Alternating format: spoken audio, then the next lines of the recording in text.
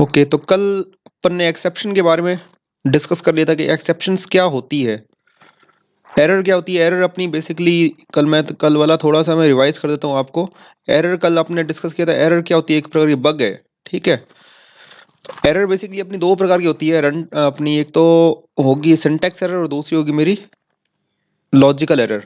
ठीक है, syntax error मतलब कि कंपाइल टाइम एरर और दूसरी होगी मेरी run time error, logical error. ठीक है, एक्सेप्शन भी एक प्रकार की क्या है मेरी रन टाइम एरर ही है, बट एक्सेप्शन के केस में मेरा प्रोग्राम क्या होगा, टर्मिनेट हो जाता है एबनॉर्मली, दैट इज मेरा प्रोग्राम क्रैश हो जाता है। ठीक है, तो ये कल डिस्कस कर लिया था अपने क्लास में, ऑफलाइन क्लास में, सिंटैक्स एरर क्या है यहाँ तक कल मैंने आपको बता दिया था। एक्सेप्शंस सर के मुझे एक मिनट बेटा, पहले मेरे को क्लियर करने दो, उसके बाद आप अपने डाउट रेज करना। ठीक है, डाउट के लिए मैं ओके अलग से सर। टाइम दूंगा आपको। हाँ, बिल्ट इन एक्सेप्शंस यहाँ अपना चल रहा था। बिल्ट इन एक्सेप्शन ये मैंने आपको बता दिया था कि बिल्ट इन एक्सेप्शंस मतलब कि एक्सेप्शंस वो एक्सेप्शंस जो आपकी पहले से बनी बनाई है। बिल्ट इन मतलब जो पहले से बना बनाया होगा, प्री डिफाइंड एक्सेप्शंस। ठीक है, तो प्री डिफाइंड एक्सेप्शंस कौन सी होती है, जो पाइथन की स्टैंडर्ड लाइब्रेरी में पहले से अवेलेबल होगी, वो एक्सेप्शंस अपनी प्री डिफाइंड एक्सेप्शन या बिल्ट इन एक्सेप्शंस होती है। कौन कौन सी होगी, जैसे कि आईओ एरर, इनपुट आउटपुट में यदि किसी प्रकार की एरर होगी तो आईओ एरर नाम की एक्सेप्शन रेज होगी। ओके, कोई एडमिट हुआ है, एक minute.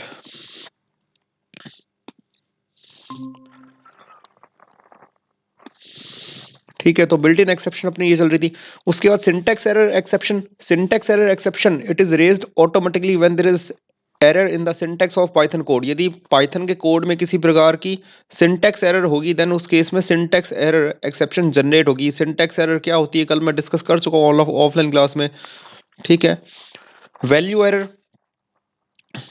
Value error it is raised when a built in method और operation receives an argument that has a right data type but mismatched और इनअप्रोप्रिएट वैल्यूज। ठीक है, वैल्यू एरर जैसे कि सपोज मैं दो नंबर्स को जोड़ रहा हूँ।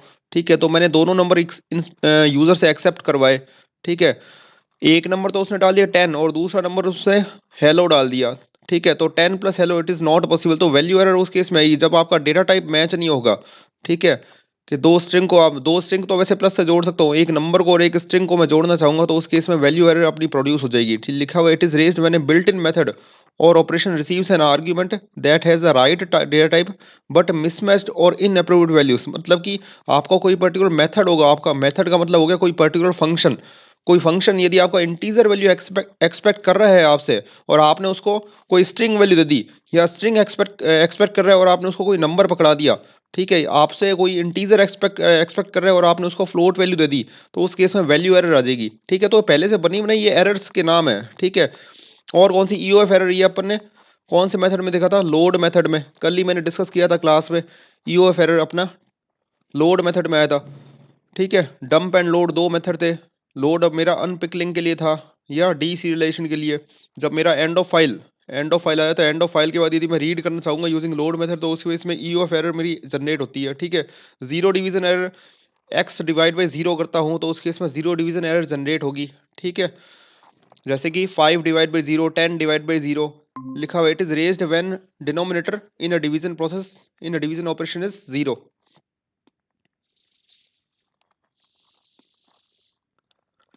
ठीक है, तो ये पर्टिकुलर जो एरर्स है ये आपकी है पहले से बनी बनाई है, बिल्ट इन एक्सेप्शंस। ठीक है, सिंटैक्स एरर कब आएगी, वैल्यू एरर कब आएगी, आईओ एरर यदि कोई पर्टिकुलर प्रोग्राम आईओ में फेल हो जाएगा। ठीक है, it is raised when the file specified in the program statement can not be opened. ठीक है, फाइल आपने ओपन करवाना चाहा है वो आपकी ओपन नहीं होगी, उस केस में आपकी आईओ एरर आएगी। ठीक है, it is raised when the file specified in the program statement can not be open. आपने कोई फाइल ओपन करी रीड मोड में या राइट मोड में, और फाइल आपकी ओपन नहीं हो रही ड्यू टू सम रेस्ट्रिक्शंस। ठीक है, किसी ना किसी पर्टिकुलर प्रतिबंध की वजह से, कि एक्सेस डिनाइड है, सी ड्राइव में आपकी फाइल ओपन नहीं हो सकती इस तरह से। ठीक है, तो उस केस में आईओ एरर होगी। ठीक है, तो ये एरर के टाइप्स है, पहले से बनी बनी एरर के टाइप्स है। ठीक है, ये सारी क्या है, एक्सेप्शंस है। आप उनको रीड करना वन बाय वन, किसी पर्टिकुलर में डाउट हो देन आप मुझसे डाउट रेज करना। ठीक है, ई ऑफ एरर क्या है, ई ऑफ एरर के बारे में बता चुका हूँ मैं। इंडेक्स एरर, ये इंडेक्स एरर कब आई थी, जब पर्टिकुलर मेरे पास तीन एलिमेंट है, एक लिस्ट बनाई मैंने उसमें तीन एलिमेंट है 10 20 30।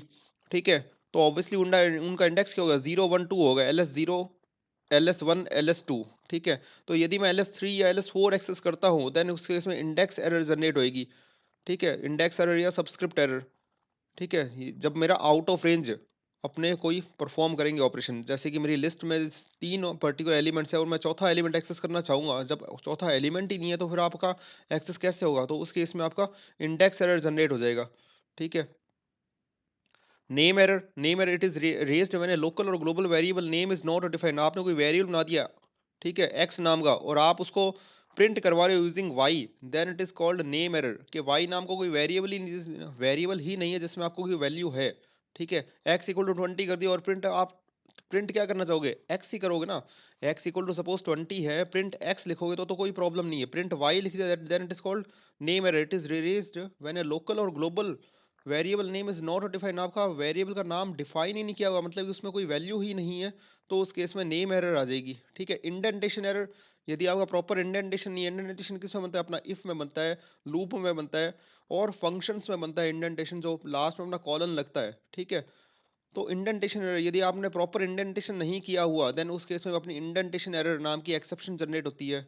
ठीक है, तो ये बेसिकली आपकी एरर के टाइप्स है और एक्सेप्शन के टाइप्स है। ठीक है, जैसे कि ये देखिए, इसने 50/0 प्रिंट 50/0, तो उस केस में जो एक्सेप्शन आएगी उस एक्सेप्शन का नाम क्या होगा, जीरो डिवीजन एरर, ये एक्सेप्शन का नाम है, डिवीजन बाई जीरो। ओके, ये एक्सेप्शन का नाम है और एक्सेप्शन जैसे ही आएगी आपका प्रोग्राम क्रैश हो जाएगा, एबनॉर्मली टर्मिनेट हो जाएगा। ठीक है, तो ये आपकी एक्सेप्शन है। अब ये देखिए, प्रिंट वेर प्लस 40, इसमें क्या आएगी आपकी name error, name var is not defined, var नाम को कोई वेरिएबल आपने डिफाइन ही नहीं किया जिसमें 10 20 30 ऐसा कुछ रखा हुआ है आपने। ठीक है, यदि ऊपर होता वेर इक्वल टू 10 तो यहाँ पर कोई प्रॉब्लम नहीं थी, लेकिन वेर आपने डिफाइन ही नहीं किया, मतलब वेर में कोई वैल्यू ही नहीं है, तो उस केस में एरर आ गई, इसने एरर प्रोड्यूस कर दी, एक्सेप्शन प्रोड्यूस कर दी। उस एक्सेप्शन का नाम क्या है, name error, that is name var is not defined, उसको डिफाइन नहीं किया हुआ, वेर में कोई वैल्यू ही नहीं है। ठीक है, 10+5, 10+5, ये देखिए type error, unsupported operand of type plus INT and str, integer और स्ट्रिंग को आप प्लस से जोड़ नहीं सकते, या तो दोनों आपके इंटीजर होने चाहिए या दोनों आपकी स्ट्रिंग होनी चाहिए, तो जुड़ जाएगी। एक नंबर है और दूसरा स्ट्रिंग है, पॉसिबल ही नहीं है। जैसे कि 10 प्लस हेलो, पॉसिबल ही नहीं, 10 आपको हेलो में जोड़ ही नहीं सकते। हाँ ठीक है, हेलो प्लस वर्ड है तो हेलो वर्ड वो स्ट्रिंग मर्ज हो जाएगी, जुड़ जाएगी। ठीक है, 10+15, ठीक है, ऐड हो जाएगा सिंपली, 10+15 आपको 25 आ जाएगा। लेकिन 10 यहाँ पर आपका नंबर है और यहाँ पर है 5 मेरी स्ट्रिंग है, स्ट्रिंग को आप नंबर के साथ जोड़ नहीं सकते, उस केस में एक्सेप्शन आ जाएगी आपकी, टाइप एरर नाम की एक्सेप्शन। ये जो एक्सेप्शन के नाम जो दे रखे हैं उसके अकॉर्डिंग ही वर्क करेगा। ये देखिए, टाइप एरर एक्सेप्शन, ठीक है, ओवरफ्लो एक्सेप्शन ये कब आएगी, इंडेंटेशन एक्सेप्शन कब आएगी, तो डिवीजन बाई जीरो एक्सेप्शन अभी देख ली अपन ने नीचे, टाइप एरर एक्सेप्शन देख ली। ठीक है, तो इसी प्रकार दूसरी एक्सेप्शन भी है आपकी। सर। एक मिनट होल्ड। हाँ बोलिए। सर इंपोर्ट एरर भी तो है ना? कौन सी? Import error. Import error. Import error, यहाँ पर है क्या इंपोर्ट एरर, हाँ ठीक है, it is raise when the requested module definition is not found. आपने इंपोर्ट, सपोज मैंने लिखा पिकल डॉट लोड और पिकल डॉट डंप, अपन ने लिखा हुआ था बाइनरी केस की फाइल में, यदि मुझे बाइनरी फाइल में रीडिंग और राइटिंग करनी है तो मैंने pickle dot dump and pickle dot load method use किए थे। अब यदि मैं उस पिकल मॉड्यूल को इंपोर्ट ही ना करूं देन उस केस में इंपोर्ट एरर आ जाएगी। It is raise when requested module definition is not found, कि पिकल डॉट लोड तो लिख रहे हो लेकिन पिकल जो मॉड्यूल है, पिकल जो पूरा मॉड्यूल है वो आपके प्रोग्राम में आपने इंपोर्ट ही नहीं किया, तो उस केस में इंपोर्ट एरर जनरेट हो जाएगी। ठीक है, उसके बाद है, ये तो है आपकी बिल्ट इन एक्सेप्शन, पहले से बनी बनाई एक्सेप्शंस है। ये जो एक्सेप्शंस है ये पहले से बनी बनाई है, लैंग्वेज लाइब्रेरी में प्री डिफाइंड है। ठीक है, सिंटैक्स एरर होगी, वैल्यू एरर होगी, आईओ एरर होगी, कीबोर्ड इंटरप्ट हो गया और इंपोर्ट एरर, ये सारी जो एक्सेप्शंस के नाम है ये पहले से बने बनाए हैं। हाँ, यूजर खुद भी अपनी खुद की एक्सेप्शन बना सकता है, मतलब इन नाम के अलावा ऐसी खुद के आप नाम भी डिफाइन कर सकते हो। ये लिखा हुआ, a programmer can also create custom exceptions, custom मतलब ये अपने अपनी मर्जी के exceptions, to suit one's requirements, अपनी रिक्वायरमेंट को सेटिस्फाई करने के लिए अपनी खुद की एक्सेप्शन भी बना सकता है। These are called user defined exceptions, वो तो सारी प्री डिफाइंड थी जिनका नाम फिक्स था। अब यूजर डिफाइंड भी बना सकता है, मतलब कि ऐसा भी पॉसिबल है कि आपका एक्सेप्शन का नाम सपोज मैंने एबीसी रख दिया, तो वो भी मेरी एक्सेप्शन है और वो एबीसी कब आएगी वो आपको डिफाइन करना पड़ेगा, कि एबीसी एक्सेप्शन कब आनी चाहिए वो आप डिफाइन कर सकते हो। ठीक है, तो वो तो आपकी बिल्ट इन एक्सेप्शन है। ये बिल्ट इन एक्सेप्शन जैसे कि टाइप एरर होगी, नेम एरर होगी और जीरो डिवीजन एरर, ये आपकी प्री डिफाइंड एक्सेप्शन है या बिल्ट इन एक्सेप्शन है, पहले से बनी बनाई है लैंग्वेज की लाइब्रेरी में पहले से लिखी लगी है, लेकिन आप खुद अपनी एक्सेप्शन भी बना सकते हो। ठीक है, that is called user defined exception, वो यूजर डिफाइंड एक्सेप्शन कहलाएगी। इसके बाद है रेजिंग एक्सेप्शन। रेजिंग मतलब कि एक्सेप्शन को लाना। ठीक है, एक्सेप्शन आएगी, एक्सेप्शन कॉल करना, रेजिंग एन एक्सेप्शन। ठीक है, रेज कब होगी एक्सेप्शन? तो each time an error is detected in a program, जब भी आपके प्रोग्राम में एरर डिटेक्ट होगी, the Python interpreter raises, raise का मतलब हो गया यहाँ पर थ्रोस। ठीक है, पाइथन इंटरप्रेटर थ्रो करेगा, ठीक है, कॉल करेगा, रेज करेगा एक एक्सेप्शन को। ठीक है, जब भी कोई एरर आती है तो ऑब्वियसली पाइथन इंटरप्रेटर वो उस पर्टिकुलर एक्सेप्शन को रेज करता है, थ्रो करता है कि ये एक्सेप्शन आई है। जैसे कि यहाँ पर अपन ने किया था 50/0, तो उस केस में पाइथन ने इंटरप्रेटर ने क्या किया, एक एक्सेप्शन थ्रो करी। उस एक्सेप्शन का नाम क्या था, जीरो डिवीजन एरर, वो उस एक्सेप्शन का नाम था। तो जब भी एरर आएगी पाइथन इंटरप्रेटर एक ना कोई एक्सेप्शन थ्रो करेगा, रेज करेगा। ठीक है, वो डिपेंड करती है आपकी एक्सेप्शन किस प्रकार की है। ठीक है, यहाँ पर मेरी एक्सेप्शन का प्रकार जीरो डिवीजन एरर है, यहाँ पर मेरी जो एक्सेप्शन थ्रो हुई है पाइथन इंटरप्रेटर के द्वारा वो एक्सेप्शन का नाम क्या है, नेम एरर है। इसी केस में टाइप एरर एक्सेप्शन का नाम है, इस केस में, तीसरे केस में। ठीक है, तो जैसे ही एरर आएगी पाइथन का इंटरप्रेटर क्या करेगा, कोई ना कोई एक्सेप्शन थ्रो करेगा। ठीक है, एक्सेप्शन हैंडलर्स, उसके बाद exception handlers are design to execute when a specific exception is raised. जब भी कोई एक्सेप्शन आएगी उस एक्सेप्शन को डील करने का जो कोड होगा वो उस कोड को अपने क्या कहेंगे, एक्सेप्शन हैंडलर। एक्सेप्शन हैंडलर, तो एक्सेप्शन हैंडलर बेसिकली वो कोड है जो उस एक्सेप्शन को डील करेगा। ठीक है, ये यदि ये एक्सेप्शन आती है तो मेरे पास कौन सा कोड है, मेरे पास क्या उसके पास, मेरे पास क्या चीज़ है अवेलेबल है कि मेरा प्रोग्राम क्रैश ना हो। ठीक है, मेरे पास उस एक्सेप्शन को डील करने का क्या कोड है, उस कोड को मैं क्या कहूँगा, exception handlers. So exception handlers are designed to execute when a specific exception is raised. जब कोई एक्सेप्शन आएगी तो उसका रेस्पेक्टिव एक्सेप्शन हैंडलर कोड होगा वो आपका चलेगा और उस एक्सेप्शन को डील करेगा। ठीक है, तो programmers can also forcefully, programmer forcefully भी रेज करा सकता है एक्सेप्शन को in a program using the raise and assert statements. Basically these two statements through which a programmer can raise an exception. कि एक्सेप्शन वैसे देखा जाए तो अभी तक मैंने आपको बताया एक्सेप्शन ऑटोमेटिकली यदि अपने आप आती है। ठीक है, लानी नहीं पड़ती, जैसे कि आपने 50/0 किया तो एक्सेप्शन ऑटोमेटिकली आ जाएगी। लेकिन प्रोग्रामर फोर्सफुली भी ला सकता है, प्रोग्रामर यदि अपने चाहे तो इस स्टेटमेंट पर अपनी एक्सेप्शन आनी चाहिए, वो भी अपने कर सकते हैं using these two statements raise and assert. अभी तक एक्सेप्शन आपकी ऑटोमेटिकली आ रही थी ऊपर वाले तीनों केसेस में, ये जो तीन केस मैंने आपको बताया यहाँ पर एक्सेप्शन, तीन तरह के एक्सेप्शन, यहाँ पर जीरो डिवीजन एरर आई है, यहाँ पर आपकी नेम एरर आई है और यहाँ पर आपकी टाइप एरर आई है। ठीक है, तीनों एक्सेप्शन ऑटोमेटिकली रेज हो रही थी, बट प्रोग्रामर चाहे तो ऑटोमेटिकली रेज ना करके अपनी मर्जी से भी एक्सेप्शन को रेज करवा सकता है, थ्रो करवा सकता है। कैसे, using raise and assert statements. तो रेज जैसे लिखेगा तो एक्सेप्शन आएगी, एजर्ट लिखेगा तो एक्सेप्शन आएगी ही आएगी। ठीक है, वो जरूरी नहीं है ऑटोमेटिकली आएगी, वो प्रोग्रामर अपनी मर्जी से ला सकता है। Programmer can also forcefully raise exception in program using raise and assert statements. Once an exception raise, जैसे ही एक्सेप्शन आएगी, no further statement in the current block of code is executed. मैंने आपको बताया जब भी एक्सेप्शन आती है उसके आगे की जो भी कोड्स होता है वो आपका चलता नहीं है, वहां पर प्रोग्राम आपका आपका एबनॉर्मली टर्मिनेट हो जाता है, दैट इज आपका प्रोग्राम क्रैश हो जाता है। तो जैसे ही एक्सेप्शन आएगी उसके आगे कोड चलेगा ही नहीं, वहां पर प्रोग्राम मेरा क्रैश हो जाएगा। ठीक है, जैसे ही एक्सेप्शन आती है सीधा जो अपना जो इंटरप्रेटर होगा, पाइथन का इंटरप्रेटर, वो ढूंढेगा कि उस जो एक्सेप्शन आई है उस एक्सेप्शन को डील करने के लिए कोई कोड है क्या, दैट इज एक्सेप्शन हैंडलर है क्या। यदि नहीं है तो प्रोग्राम आपका क्रैश हो जाएगा। दैट इज जिस पर suppose line 1, line 2, line 3, line 4, चार लाइन्स है आपकी, चार आपकी कोड है। ठीक है, लाइन 3 पर या सपोज लाइन 2 पर आपकी एक्सेप्शन आई है तो लाइन 3 और लाइन 4 चलेगी ही नहीं। लाइन 2 पर आपकी एक्सेप्शन आ गई तो no further statement in the current block is executed, उसके आगे की लाइन 3 लाइन 4 चलेगी ही नहीं, वहीं पर आपका प्रोग्राम टर्मिनेट हो जाएगा, एबनॉर्मली प्रोग्राम आपका क्रैश हो जाएगा, आप सीधा एग्जिट पर आ जाओगे। ठीक है, तो लाइन 2 पर यदि एक्सेप्शन आई है तो इंटरप्रेटर चेक करेगा कि क्या उस एक्सेप्शन को डील करने के लिए प्रोग्रामर ने कोई कोड लिखा हुआ है क्या। यदि कोड लिखा हुआ है तो प्रोग्राम तो वो पर्टिकुलर इंटरप्रेटर जो होगा उस कोड के पास जाएगा, उस कोड को चलाएगा और उस एक्सेप्शन को डील कर लेगा। ठीक है, यदि कोड ही नहीं लिखा हुआ, अभी तक हमने कोई कोड लिखा ही नहीं था, अभी तक मैंने आपको जितने भी प्रोग्राम करवाए उसमें कोई ऐसा कोई कोड नहीं लिखा हुआ था। ठीक है, तो जैसी एक्सेप्शन आती थी मेरा प्रोग्राम टर्मिनेट हो जाता था, खत्म हो जाता था, एंड हो जाता था और आगे की स्टेटमेंट चलती ही नहीं थी। ठीक है, तो once an exception is raised, no further statement in the current block is executed. So raising an exception involves, जैसे ही इन्वॉल्व्स मतलब कि एक्सेप्शन आएगी, ठीक है, raising an exception involves interrupting, interrupt मतलब कि रोक देना, बीच में ही रोक देना, ठीक है। जैसे कि अभी सपोज, चलो ठीक है, मैं अभी पढ़ा रहा हूँ, आप बीच में, आप में तीनों चारों जितने भी आप स्टूडेंट्स हो उनमें से कोई भी एक बीच में इंटरप्ट कर देता है कि सर रुको, मेरे को तो ये काम, ये चीज़ समझ में नहीं आई, तो बेसिकली मैं पढ़ा रहा हूँ, आपके आपने बीच में क्या कर दिया, इंटरप्ट कर दिया, ठीक है। तो नॉर्मल एग्जीक्यूशन चल रहा था, बीच में इंटरप्ट कर दिया, जैसी एक्सेप्शन आएगी जो नॉर्मल एग्जीक्यूशन था वो बीच में ही रुक जाएगा, ठीक है, इंटरप्ट हो जाएगा बीच में ही, ठीक है। तो नॉर्मल फ्लो ऑफ एग्जीक्यूशन बीच में क्या हो जाएगा, इंटरप्ट हो जाएगा, बीच में रुक जाएगा, ठीक है, किसके कारण, एक्सेप्शन के कारण।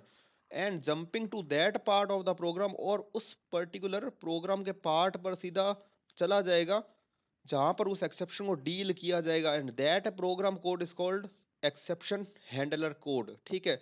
तो जैसी एक्सेप्शन आती है, नॉर्मल एग्जीक्यूशन, मेरा प्रोग्राम को जो नॉर्मल एग्जीक्यूशन है वो मेरा इंटरप्ट हो जाता है, और प्रोग्राम सीधा जंप कहां पर कर जाता है, उस पार्ट पर जो पार्ट उस एक्सेप्शन को डील करेगा, दैट इज मेरा एक्सेप्शन हैंडलर कोड, ठीक है। इतना आ गया समझ, इसमें कोई डाउट है किसी को तो बताइए मुझे यहां तक।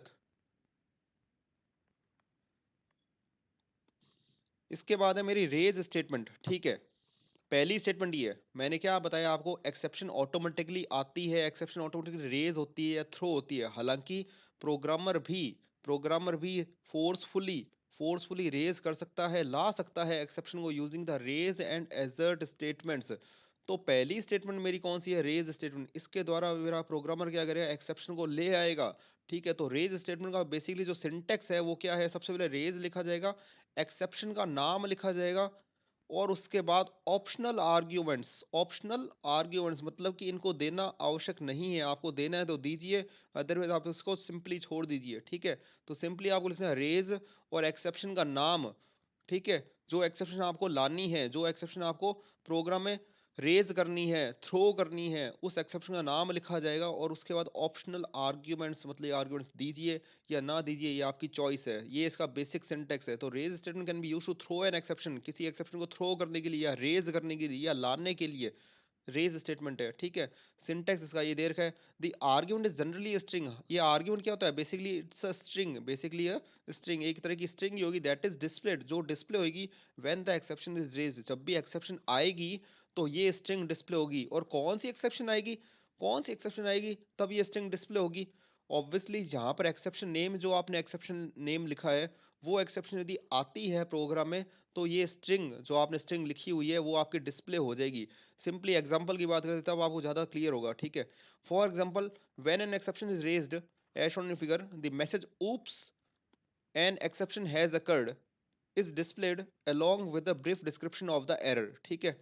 देखिए यहाँ पर इसने लिखा रेज, यहाँ पर रेज लिखा हुआ है, रेज एक्सेप्शन, ठीक है। एक्सेप्शन, एक्सेप्शन क्या है आपका, बेसिकली पहले से बना बनाया ऑब्जेक्ट है, ठीक है। Raise exception, oops an exception has occurred, तो ये जो चीज है oops an exception has occurred, ये कब डिस्प्ले होगी, यदि ये स्टेटमेंट चलेगी तो, ठीक है, यदि ये एक्सेप्शन आएगी तो, ठीक है। रेज, यदि मैं यहाँ पर लिखता हूँ रेज आईओ एरर, तो रेज आईओ एरर का मतलब है आईओ एरर वाली एक्सेप्शन यदि आती है तो ये पर्टिकुलर स्टेटमेंट चलेगी, ये पर्टिकुलर स्टेटमेंट आपकी प्रिंट होगी, ठीक है। जैसे कि द एरर डिटेक्टर में भी बिल्ट इन एक्सेप्शन, यहाँ पर जो एरर का, यहाँ पर जो आपका रेज में एक्सेप्शन का जो नाम है ये आपकी बिल्ट इन एक्सेप्शन भी हो सकती है और यूजर डिफाइंड भी हो सकती है। जैसे कि इसने एग्जांपल दिया है, figure 1.6 that use the raise statement to raise a built in exception called index error, इसने इंडेक्स एरर नाम की एक एक्सेप्शन यूज करी है। यहाँ पर अपने देखते हैं इंडेक्स एरर एक्सेप्शन, ये रहा index error, raise index error, ठीक है। इंडेक्स एरर नाम की एक्सेप्शन, अब इंडेक्स एरर देखिए क्या पहले ऊपर डिफाइंड है क्या, इंडेक्स एरर, इंडेक्स एरर क्या मेरी प्री डिफाइंड एक्सेप्शन है या यूजर डिफाइंड एक्सेप्शन है, इंडेक्स एरर मेरी प्री डिफाइंड एक्सेप्शन है। देखिए यहाँ पर इंडेक्स एरर, हाँ सर। इंडेक्स एरर मेरी प्री डिफाइंड एक्सेप्शन है, ठीक है। कब रेज होएगी, यदि कोई इंडेक्स या सब स्क्रिप्ट आउट ऑफ रेंज से, मतलब कि मेरी लिस्ट में 3 एलिमेंट है और मैं चौथे एलिमेंट को या पांचवें एलिमेंट को एक्सेस करना चाहूंगा, तो उस केस में आपकी इंडेक्स एरर एक्सेप्शन रेज होती है, कॉल होती है या थ्रो होती है, ठीक है। तो यहाँ पर सिंपली यहाँ पर जो एक्सेप्शन का नाम है वो मर्जी है, आप अपना यूजर डिफाइंड अपने मर्जी का नाम लिखिए, ठीक है। या फिर आप प्री डिफाइंड एक्सेप्शन का नाम रख दीजिए। प्री डिफाइंड के ऊपर जो लिस्ट दे रखी थी अभी जो मैंने आपको बताई थी वो प्री डिफाइंड एक्सेप्शन की लिस्ट है, उनमें से किसी एक एक्सेप्शन का नाम लिख दीजिए यहाँ पर, और या फिर अपनी मर्जी का नाम लिख दीजिए। यदि अपनी मर्जी का नाम लिखते हो ABCPQR या जो भी आपकी एक्सेप्शन का नाम है, ठीक है, जो भी आपने डिसाइड किया कि मेरी एक्सेप्शन का नाम ये होगा, ठीक है, वो नाम रखते हो, then it is called user defined exception. तो यहाँ पर आप यूजर डिफाइंड एक्सेप्शन नाम भी रख सकते हो अपनी मर्जी का, that is called user defined exception. और प्री डिफाइंड जो पहले से डिफाइन की गई है पाइथन की लाइब्रेरी में, उन एक्सेप्शन का नाम भी यहाँ पर रख सकते हो, और यहाँ पर वो स्ट्रिंग दी जाएगी जो उस एक्सेप्शन के आने पर डिस्प्ले होगी, ठीक है। यदि आप यहाँ पर छोड़ देते हो तो फिर कुछ भी डिस्प्ले नहीं होगा, ठीक है।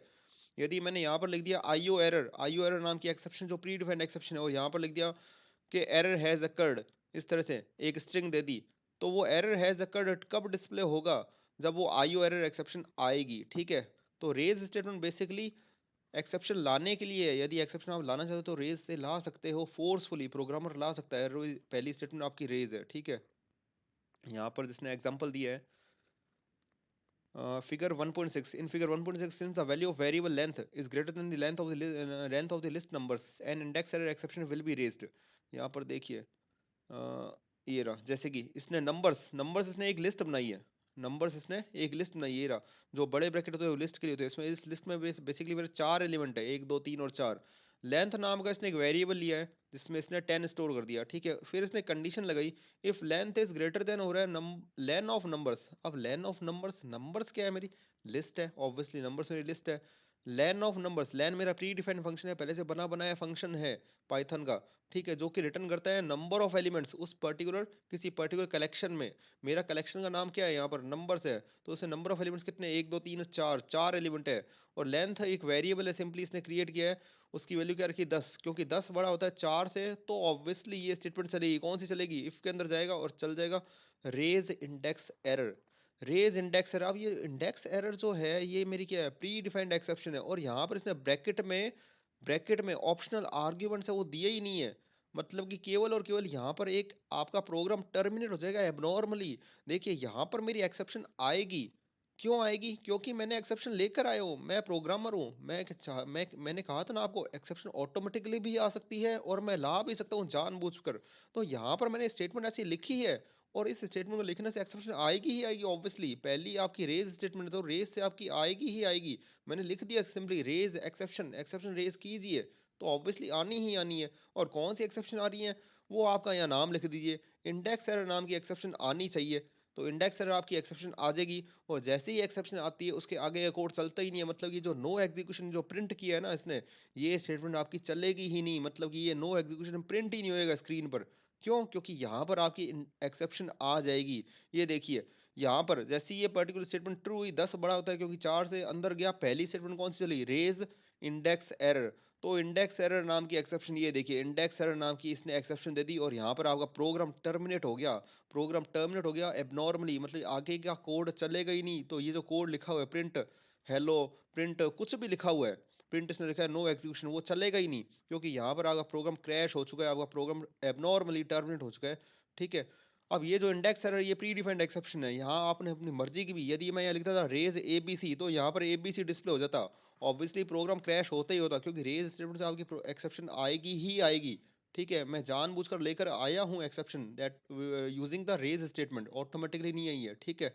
तो रेज स्टेटमेंट से आप एक्सेप्शन ला सकते हो। यहाँ पर आपको रेज लिखना पड़ेगा, फिर एक्सेप्शन का नाम लिखना पड़ेगा, कौन सी एक्सेप्शन का नाम, या तो प्री डिफाइंड होगा या आपका यूजर डिफाइंड होगा। प्री डिफाइंड लिख लीजिए, यूजर डिफाइंड लिख लीजिए, और साथ ही साथ ब्रैकेट लगा करके स्ट्रिंग दे दीजिए, कोई भी ऑप्शनल है वो। यदि दोगे, यदि मैंने यहाँ पर इंडेक्स एरर ब्रैकेट में लिखा हेलो, तो जैसे ही इंडेक्स एरर एक्सेप्शन आएगी प्रोग्राम क्रैश होगा, और क्या लिखा आ जाएगा यहाँ पर इंडेक्स एरर के आगे, हेलो लिखा आ जाएगा, इंडेक्स एरर कॉलन हेलो, इस तरह से, जैसे कि ऊपर वाले एग्जांपल में इसने किया है। देखिए यहाँ पर देखिए रेज एक्सेप्शन, ये स्टेटमेंट जब चलेगी तो एक्सेप्शन नाम की एक एक्सेप्शन नाम की एक्सेप्शन आपकी रेज होगी। ये देखिए एक्सेप्शन लिखा आ गया, और उस लिखा गया आएगा, उसका जो रीजन लिखा आएगा वो ये लिखा आएगा, oops an exception has occurred, ये आगे लिखा गया oops an exception has occurred. और उस एक्सेप्शन का नाम क्या है, एक्सेप्शन ही है, उस एक्सेप्शन का नाम क्या है, एक्सेप्शन ही है, ठीक है। तो ये मेरी यूजर डिफाइंड एक्सेप्शन थी, और यहाँ पर इसने प्री डिफाइंड एक्सेप्शन यूज करी है, कौन सी, आईओ एरर। लेकिन इसने ब्रैकेट में, सॉरी इंडेक्स एरर, लेकिन ब्रैकेट में कुछ लिखा ही नहीं है, दैट इज कुछ आगे लिखा ही नहीं आएगा। लेकिन ऑब्वियसली दोनों ही केसेस में मेरा प्रोग्राम एबनॉर्मली टर्मिनेट होगा, ठीक है, रेज से। उसके बाद सेकंड स्टेटमेंट है एजर्ट स्टेटमेंट। सर रेज तक कोई डाउट है किसी को तो प्लीज डाउट रेज। सर थोड़ा समझ में नहीं आ रहा है। एक मिनट एक मिनट। हाँ, मैं कह रहा हूँ रेज के द्वारा तो एक्सेप्शन आती है एक्सप्लिसिटली, आप लेकर के आओगे, और इस स्टेटमेंट में मेरी एक्सेप्शन ऑटोमेटिकली आ जाएगी। क्यों? हाईएस्ट जो मेरा इंडेक्स नंबर है वो 0 1 2 3 3 तक एक्सेस होएगा। नंबर्स देखिए, 4 की लिस्ट ना, 0 पर 40 पर है, 1 पर 50 है, 2 पर 60 है, और 3 पर क्या है 70 है। यदि मैं लिखता हूँ नंबर 4 भी लिखता हूँ तो भी यहाँ पर एक्सेप्शन ऑटोमेटिकली आ जाएगी, मेरे को ऐसा लिखने की ज़रूरत नहीं है, ठीक है। लेकिन ऊपर वाले केस में क्या है, इस वाले केस में क्या है, इस वाले केस में मैं इंडेक्स एरर लेकर के आया हूँ, ठीक है। ये दोनों डिफरेंस, यहाँ पर तो ऑटोमेटिकली आ रही है और यहाँ पर मैं लेकर के आया हूँ इंडेक्स एरर एक्सेप्शन। मतलब सर अगर प्रोग्राम में एरर नहीं भी होगी तो भी रेज हाँ ये रेज हाँ, स्टेटमेंट है वो लेगा। वो लाएगा ही एक्सेप्शन, हाँ वो स्टेटमेंट ही उसके ओके लिए। ये देखिए ऊपर लिखा हुआ है कि प्रोग्राम, मैंने आपको बताया ना एक्सेप्शन ऑटोमेटिकली आती है, लेकिन प्रोग्रामर भी ला सकता है एक्सेप्शन। कहाँ पर है? ऊपर ये एक लाइन लिखी हुई थी, मैंने आपको बताया ना रेज स्टेटमेंट से, ये रहा, programmer can also forcefully raise exception in a program using raise and other statements. Programmer भी ला सकता है एक्सेप्शन फोर्सफुली, फोर्सफुली फोर्सफुली ला सकता है using the raise and other statements, ठीक है। ऑटोमेटिकली आनी जरूरी नहीं है, ला भी सकता हूं मैं एक्सेप्शन। यहाँ पर ऐसा कुछ है नहीं सीन इसमें, इस पर्टिकुलर प्रोग्राम में ऐसा कोई सीन नहीं है कि एक्सेप्शन आनी चाहिए, क्योंकि मैं तो कोई ऐसा काम ही नहीं कर रहा, ठीक है। लेकिन मैं फिर भी एक्सेप्शन ले आया यूजिंग रेज इंडेक्स एरर, ये इंडेक्स एरर को फिर भी ले आया, ठीक है। यदि मैंने ऐसा लिखा होता ना इस तरह से नंबर 4, तो ऑब्वियसली एक्सेप्शन आती ही आती, क्योंकि 0 1 2 3 तीन, मतलब टोटल नंबर ऑफ एलिमेंट 4 है, तो 4 इंडेक्स पर, दैट इज 5 एलिमेंट ही नहीं है आपके पास। ये रहा, 0 पर 40 है, 1 पर 50 है, 2 पर 60 और 3 पर 70 है। तो यदि 4 एक्सेस करूंगा कोई एलिमेंट ही नहीं है, इस केस में ऑटोमेटिकली आएगी इंडेक्स एरर, इस केस में ऑटोमेटिकली आएगी यदि आप ऐसा लिखते हो तो। लेकिन ये लेकर के आया है जानबूझकर, कैसे? Using the raise statement, index error. कौन सी लाए? इंडेक्स एरर एक्सेप्शन, कोई भी एक्सेप्शन ला सकते हो, यहाँ पर जीरो डिवीजन भी ला सकते हो, डिवीजन बाय जीरो एक्सेप्शन भी ला सकते हो। आप सिंपली वहां पर नाम लिख दीजिए डिवीजन बाय जीरो एक्सेप्शन का नाम, वो भी आ जाएगी एक्सेप्शन, ठीक है। Okay sir. नीतू, कोई डाउट है? नो सर अब आ गया समझ। आ रहा है समझ? ठीक है हाँ ठीक है ठीक है। उसके बाद दूसरी स्टेटमेंट है एग्जैक्ट स्टेटमेंट। इससे भी क्या होगी, एक्सेप्शन आएगी ही आएगी। मैंने आपको बताया programmer can also forcefully raise an exception using these two statements. पहली है आपकी रेज, दूसरी आपकी एग्जर्ट। एग्जर्ट से भी प्रोग्रामर ला सकता है एक्सेप्शन, ठीक है। जयदीप, आ रहा है तुम्हें समझ? Yes sir. ठीक यस है, सर आ रहे। कोई डाउट हो बेटा रेज कर देना, डाउट अगर प्रॉब्लम हो तो तुम्हें। Yes sir. ठीक है। एजर्ट स्टेटमेंट, एजर्ट स्टेटमेंट से भी क्या आएगी, एक्सेप्शन आएगी। जैसे रेज स्टेटमेंट से मैं एक्सेप्शन लाया था, वैसे एजर्ट से भी ला सकता हूँ, ठीक है। दोनों में थोड़ा सा डिफरेंस है, इसका सिंटेक्स का थोड़ा डिफरेंस रहेगा, ठीक है। An assert statement in Python is used to test, basically यहाँ पर टेस्ट होएगी। यहाँ पर ऐसी कोई टेस्टिंग नहीं हुई थी, यहाँ पर रेज से सिंपली एक्सेप्शन आ गई थी। आप रेज लिखिए, एक्सेप्शन का नाम लिखिए, वो एक्सेप्शन सिंपली आ जाएगी। रेज एबीसी लिखता हूँ तो एबीसी एक्सेप्शन आ जाएगी, आपका प्रोग्राम क्रैश हो जाएगा।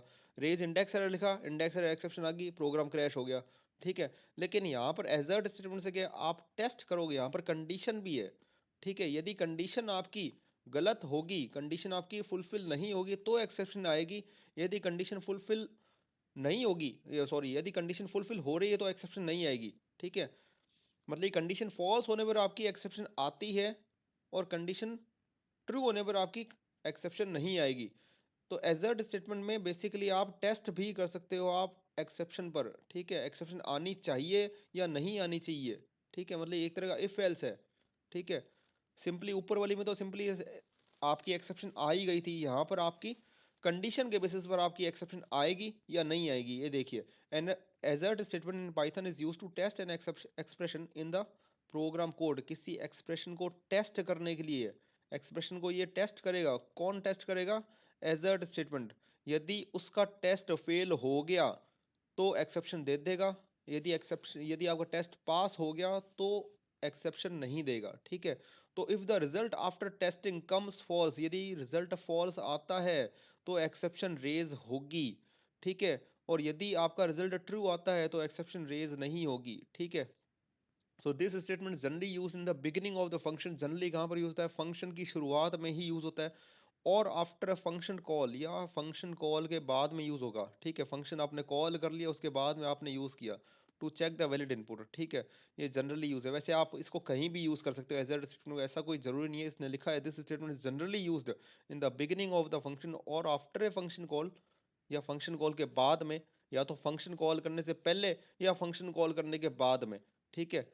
सिंटेक्स इसका क्या है एज स्टेटमेंट का, सबसे पहले एज लिखा जाएगा, देन इसके बाद एक्सप्रेशन, एक्सप्रेशन लिखी जाएगी जिसको आपको टेस्ट करना है, और उसके बाद ये ऑप्शनल आर्ग्यूमेंट, देखिए जो बड़े ब्रैकेट में जो चीज़ होती है ना, सिंटेक्स में यदि मैं कोई बड़े ब्रैकेट में कोई चीज़ लिख रहा हूँ that is called optional, syntax में केवल, ठीक है। सिंटेक्स में यदि कोई बड़े ब्रैकेट में है दैट इज कॉल्ड ऑप्शनल, ठीक है। तो एजर्ट है, एक्सप्रेशन है, एंड देन आर्ग्यूमेंट्स है, ठीक है, ऑप्शनल आर्ग्यूमेंट्स है। On encountering an assert statement, यदि एजर्ट स्टेटमेंट आने पर पाइथन इवेल्युएट्स, पाइथन इवेल्युएट करेगा एक्सप्रेशन, इस एक्सप्रेशन को इवेल्युएट करेगा, ठीक है, चेक करेगा, कैलकुलेशन करेगा, गिवन इमीडिएटली, ठीक है, given immediately after the assert keyword, given immediately after the assert keyword, मतलब कि जैसे ही एजर्ट स्टेटमेंट आएगी तो एजर्ट स्टेटमेंट आने पर ये एक्सप्रेशन आपकी टेस्ट की जाएगी, and if this expression is false, यदि एक्सप्रेशन आपकी फॉल्स होती है, गलत होती है, इसका टेस्ट रिजल्ट फॉल्स आता है, then assertion error exception is raised, exception का नाम क्या है, एजर्शन एरर, ठीक है। इस नाम की एक्सेप्शन आएगी, ठीक है, which can be handled like any other exception, जिसको आप हैंडल कर सकते हो दूसरी एक्सेप्शन की तरह ही, ठीक है। मतलब कि यहाँ पर पिछले वाले केस में क्या था, रेस से तो आप कोई भी एक्सेप्शन ला सकते हैं, जैसे कि मैंने रेस मैंने लिखा ABC, रेस मैंने IU एरर लिख दिया, रेस मैंने डिवीजन बाई जीरो लिख दिया, कोई भी एक्सेप्शन आप ला सकते थे, कौन सी स्टेटमेंट से, रेस स्टेटमेंट से, ठीक है। आप चाहे प्री डिफाइंड एक्सेप्शन लिखिए, चाहे आप यूजर डिफाइंड एक्सेप्शन लिखिए, कोई भी एक्सेप्शन का नाम लिख दीजिए, लेकिन यहाँ पर ऐसा नहीं है। यहाँ पर जो एक्सेप्शन आएगी उस एक्सेप्शन का नाम क्या होगा, उस एक्सेप्शन का नाम होगा एजर्शन एरर एक्सेप्शन, ठीक है। यहाँ पर एक्सेप्शन का नाम क्या था, ये देखिए इंडेक्स एरर एक्सेप्शन, ये इंडेक्स एरर आई थी, क्यों, मैंने इंडेक्स एरर लिखा था। यहाँ पर यदि मैं कोई दूसरी एक्सेप्शन का नाम लिख देता, डिवीजन बाई जीरो या type type type error exception, तो वो एक्सेप्शन आ जाती, ठीक है। मतलब यहाँ से रेस एक्सेप्शन से, रेस स्टेटमेंट से मैं किसी भी प्रकार की एक्सेप्शन ला सकता हूँ, चाहे यूजर डिफाइंड हो, चाहे आपकी प्री डिफाइंड हो। लेकिन एजर्ट से क्या होगा, एजर्ट से आप जो एक्सेप्शन लाओगे वो होगा, उस एक्सेप्शन का नाम होगा एजर्शन एरर एक्सेप्शन। और दूसरा डिफरेंस क्या है, यहाँ पर कोई कंडीशन चेक नहीं है, रेज आपने लिखा सिंपली एक्सेप्शन आ गई, यहाँ पर आपकी कंडीशन टेस्ट होगी, रेज एजर्ट में आपकी कंडीशन टेस्ट होगी, यदि कंडीशन फॉल्स होती है तो एक्सेप्शन आएगी, अदरवाइज आपकी एक्सेप्शन नहीं आएगी, ठीक है। वो देखिए यूज ऑफ एजर्ट स्टेटमेंट इसने प्रिंट किया, ठीक है, ये तो सिंपली प्रिंट हो जाएगा। डिफाइन, डिफाइन से क्या होता है, आपका फंक्शन बनता है, ठीक है, फंक्शन बनता है, फंक्शन के अंदर कोड इसने लिखा है, सिंपली सिंपली कोड क्या लिखा है, एजर्ट नंबर ग्रेटर देन और equal to zero, then oops negative number, ठीक है। ये स्टेटमेंट देखिए, एजर्ट नंबर ग्रेटर देन और equal to zero, oops negative number. यहाँ पर ये एजर्ट स्टेटमेंट है जो कि एक्सेप्शन लाता है, ठीक है, लेकिन कंडीशन क्या है, नंबर बड़ा या बराबर होगा जीरो से, यदि ये कंडीशन ट्रू होगी, ये मतलब कि यदि मेरा कोई पॉजिटिव नंबर होगा या इवन जीरो भी होगा तो मेरा क्या होगा, ये स्टेटमेंट चलेगी नहीं, मतलब ये एक्सेप्शन नहीं आएगी। यहाँ पर एक्सेप्शन कब आती है, जब एजर्ट वाली एक्सप्रेशन का रिजल्ट फॉल्स होता है, यदि ये टेस्ट रिजल्ट मेरा फॉल्स है, यदि कंडीशन फॉल्स होती है तो एक्सेप्शन आएगी, और उस एक्सेप्शन का नाम क्या होगा, उस एक्सेप्शन का नाम होगा मेरा एजर्शन एरर एक्सेप्शन। और एजर्शन एरर एक्सेप्शन जब आएगी उसके आगे क्या लिखा आ जाएगा, ये लिखा आ जाएगा, ये चीज़ देना ऑप्शनल है, यदि नहीं दोगे तो सिंपली लिखा आ जाएगा एजर्शन एरर एक्सेप्शन, बस जैसे कि ऊपर वाले केस में आया है, ऊपर वाले केस में एक्सेप्शन का नाम लिखा है, यहाँ पर क्या लिखा जाएगा, इंडेक्स एरर की बजाय क्या लिखा जाएगा इस बार, एजर्शन एरर एक्सेप्शन, ठीक है, इतना ही डिफरेंस है। और उस एक्सेप्शन के आगे आपका नाम भी कुछ आगे कंटेंट लिखवाना है तो आप डबल क्योट्स में कंटेंट दे दीजिए, ठीक है। तो कंडीशन टेस्ट कर लो, यदि कंडीशन मेरी फॉल्स है, ये मेरी कंडीशन फॉल्स है, कब ये कंडीशन फॉल्स होगी, नेगेटिव नंबर के लिए, यदि कोई मेरा कोई नेगेटिव नंबर होगा तो ऑब्वियसली वो जीरो से बड़ा नहीं होगा, तो उस केस में ये कंडीशन मेरी फॉल्स होगी, कंडीशन फॉल्स होने पर एक्सेप्शन आएगी, उस एक्सेप्शन का नाम क्या होगा, एजर्शन एरर एक्सेप्शन, ठीक है, और प्रोग्राम आपका टर्मिनेट हो जाएगा एबनॉर्मली, प्रोग्राम आपका क्रैश हो जाएगा, और इस एक्सेप्शन के आगे लिखा क्या आ जाएगा, ऊप्स नेगेटिव नंबर, ये लिखा आएगा। देखिए इसका आउटपुट देखते हैं अपने। ये देखिए यूज ऑफ हैजर्ड स्टेटमेंट, इसने नेगेटिव नंबर यहाँ पर सिंपली फिल किया है क्या? सर सेकंड में किया है सर, -350। सेकंड, हाँ ठीक है, सेकंड में किया है। ये रहा, ये तो मेरा फंक्शन है, ठीक है, ये तो मेरा फंक्शन है, फंक्शन का कोड यहाँ तक है, नंबर मल्टीप्लाई नंबर तक, ठीक है, ये तो मेरा फंक्शन का कोड है। किस फंक्शन का कोड? उस फंक्शन नाम क्या है, नेगेटिव चेक, ठीक है। उस फंक्शन में मैंने, उस फंक्शन को मैंने कॉल किया और सप्लाई किया 100 प्लस का 100 प्लस का 100, तो ऑब्वियसली एक्सेप्शन रेज नहीं होगी। क्यों? क्योंकि मेरी कंडीशन फॉल्स, कंडीशन मेरी क्या है, ट्रू है। कंडीशन ट्रू है तो मेरी एक्सेप्शन रेज नहीं होगी। एक्सेप्शन रेज नहीं होगी तो आगे का कोड चलेगा, ऑब्वियसली चलेगा, 100 इंटू 100 हो जाएगा, दैट इज कितना हो जाएगा, ये मेरा 100 इंटू 100, ये रहा रिजल्ट, ठीक है, 10,000 आ गया। और जैसे ही मैंने नेगेटिव वैल्यू से इस फंक्शन को कॉल किया, -350 पास किया इस फंक्शन को, तो फंक्शन कॉल हुआ -350, यहाँ पर ये मेरी कंडीशन फॉल्स होगी क्योंकि -350 is not greater than 0।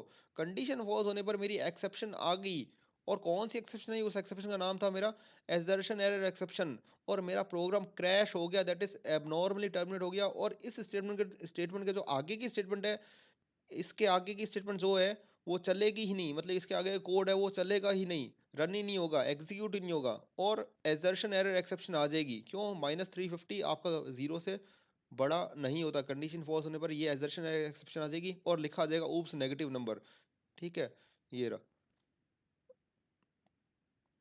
Oops sir negative number. और ही लिखा रहा है।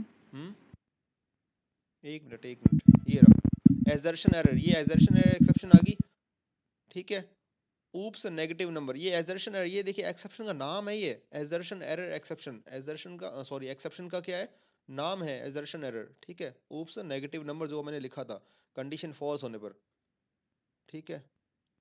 सर यहाँ पे नन लिखा आ रहा है ना, नन, 1000 के नीचे, हाँ 10,000। 10,000 नीचे नन लिखा रहा है, नन कहाँ पर इसने शो किया है, नन कहाँ पर क्यों लिखा है, यूज ऑफ एजर स्टेटमेंट ये सबसे पहले आ गया, उसका 10,000 आ गया, उसका नन कैसे आया ये, नन यहाँ इसने तो कोई डिफाइन किया नहीं है, नन तो कहीं है नहीं,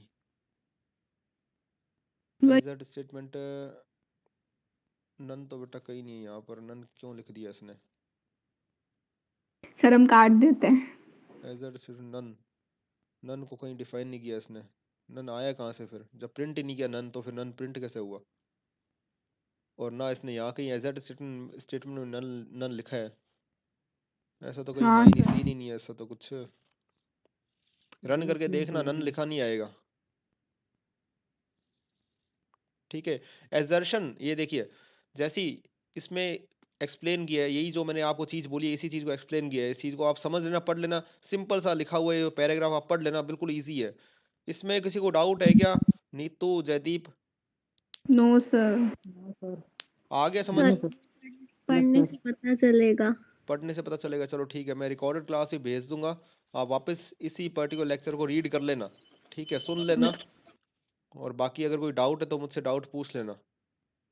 यस सर। उसके बाद है हैंडलिंग एक्सेप्शन, यहाँ पर आप एक्सेप्शन को हैंडल करूंगा, हैंडल किससे करूंगा मैं? ट्राई और एक्सेप्ट ब्लॉक से। अब बात आती है एक्सेप्शन तो आ गई, देखिए एक्सेप्शन जब आएगी तो मेरा प्रोग्राम क्रैश होगा एबनॉर्मली, मतलब आगे का कोड चलेगा ही नहीं। लेकिन मैं ऐसा क्या करूं कि मेरे आगे का कोड चले, एक्सेप्शन आने के बावजूद भी मेरा प्रोग्राम एबनॉर्मली क्रैश ना हो, एबनॉर्मली टर्मिनेट ना हो, मेरा प्रोग्राम क्रैश ना हो, ठीक है। तो उस चीज को डील करने का जो कोड है वो कोड लिखा जाएगा, और उस कोड को क्या क्या कहेंगे अपने, एक्सेप्शन हैंडलिंग कोड, ठीक है। तो हैंडलिंग एक्सेप्शन वही चीज है कि एक्सेप्शन को आप हैंडल कैसे कर रहे हो, यदि एक्सेप्शन आती है तो आपके पास क्या प्रोविजन है उसको एक्सेप्शन को हैंडल करने का, आपके पास क्या कोई कोड है क्या अवेलेबल, जिसके थ्रू उस एक्सेप्शन को पहचाना जाए, उस एक्सेप्शन के साथ डील किया जाए, ताकि आपका प्रोग्राम क्रैश ना हो। क्योंकि एक्सेप्शन आती है तो प्रोग्राम क्रैश होगा ही होगा, यदि आपके पास एक्सेप्शन हैंडलिंग कोड नहीं है तो, ठीक है। तो यहाँ पर इंपॉर्टेंट ये कि हैंडल कैसे किया जा रहा है एक्सेप्शन को। तो each and every exception has to be handled by the programmer, हर एक एक्सेप्शन प्रोग्रामर के द्वारा हैंडल की जाएगी, to avoid program from crashing to avoid program from crashing abruptly, तुरंत। यदि प्रोग्राम आपका तुरंत आपका क्रैश नहीं होना चाहिए, तो उसके लिए एक्सेप्शन को डील करना आना चाहिए प्रोग्रामर को, ठीक है। This is done by writing, ये कैसे होगा? By writing additional code. Actually code लिखा जाएगा उस एक्सेप्शन को डील करने के लिए, कोड लिखा जाएगा, मैं एक्सेप्शन को हैंडल करने का कोड लिखूंगा, ठीक है, in a program to give proper messages और instructions to the user on encountering an exception. Exception आने पर मैं पर्टिकुलर एक प्रॉपर मैसेज डिस्प्ले कराऊंगा यूजर को कि इस कारण एक्सेप्शन आई है, ठीक है, और मेरा प्रोग्राम क्रैश भी नहीं होगा। तो ऐसा काम करने के लिए मुझे कुछ ना कुछ एडिशनल कोड लिखना पड़ेगा उस एक्सेप्शन को हैंडल करने के लिए, ठीक है। तो वो जो एडिशनल कोड है उसको अपने क्या कहेंगे? एक्सेप्शन हैंडलर कोड, ठीक है। तो this process is called exception handling. इस this process is known as exception handling. Exception handling इस प्रोसेस को अपने कहते हैं। मतलब यदि एक्सेप्शन आती है तो मेरे पास कौन सा ऐसा कोड है जो कोड वो चलेगा और उस एक्सेप्शन को डील करेगा, हैंडल करेगा, और यूजर को एक सूटेबल और एक प्रॉपर मैसेज देगा कि इस कारण से एक्सेप्शन आई है, ऐसा इनपुट मत दीजिए, और मेरा प्रोग्राम क्रैश भी नहीं होगा, ठीक है। तो ये है बेसिकली आपका एक्सेप्शन हैंडलिंग। उसके बाद है नीड फॉर एक्सेप्शन हैंडलिंग। कि नीड क्या है? अरे नीड तो नीड सर एक, हाँ हाँ बोलिए। सर मैं ये कह रही थी कि मतलब एक एक्सेप्शन आएगी तो उसको हैंडल मतलब एक्सेप्शन हैंडलर कोड करेगा ना। बिल्कुल अपने को कोड लिखना पड़ेगा, प्रोग्रामर को ही कोड लिखना पड़ेगा, अपने कोड लिखेंगे। यदि ये एक्सेप्शन आती है तो मेरे पास क्या प्रोविजन है, मेरे पास कौन सा कोड है जो उस एक्सेप्शन को हैंडल कर ले, ठीक है। उसके बाद है नीड फॉर एक्सेप्शन हैंडलिंग। क्या जरूरत है एक्सेप्शन को हैंडल करने का? एक्सेप्शन को हैंडल करने का क्या जरूरत है आपको? एक्सेप्शन को हैंडल करने की क्या जरूरत है आपको? क्या जरूरत है? ऑब्वियसली मेरा प्रोग्राम क्रैश नहीं होना चाहिए। यदि मेरा प्रोग्राम एबनॉर्मली क्रैश हो रहा है, एबनॉर्मली टर्मिनेट हो रहा है, then it is not good. मेरा प्रोग्राम बीच में ही रुक गया, मैंने एक फाइल ओपन करी रीड मोड में, ठीक है, और वो फाइल मेरी एग्जिस्ट ही नहीं कर रही, तो ऑब्वियसली मेरा प्रोग्राम क्रैश हो जाएगा और आगे का कोड चलेगा ही नहीं। तो मेरा प्रोग्राम क्रैश ना हो और मेरा सिंपली नॉर्मल एग्जीक्यूशन चलता रहे, नॉर्मली मेरा प्रोग्राम चलता रहे, एबनॉर्मली टर्मिनेट ना हो, एबनॉर्मली मेरा प्रोग्राम क्रैश ना हो, तो वो बेसिकली सबसे इंपॉर्टेंट नीड है। मेरा प्रोग्राम टर्मिनेट नहीं होना चाहिए एबनॉर्मली, मतलब क्रैश नहीं होना चाहिए चलते चलते नॉर्मल एग्जीक्यूशन से, ठीक है, ये बेसिकली नीड है। तो exception handling is being used not only in Python programming but in most programming languages like C, C++, Java, Ruby, etc.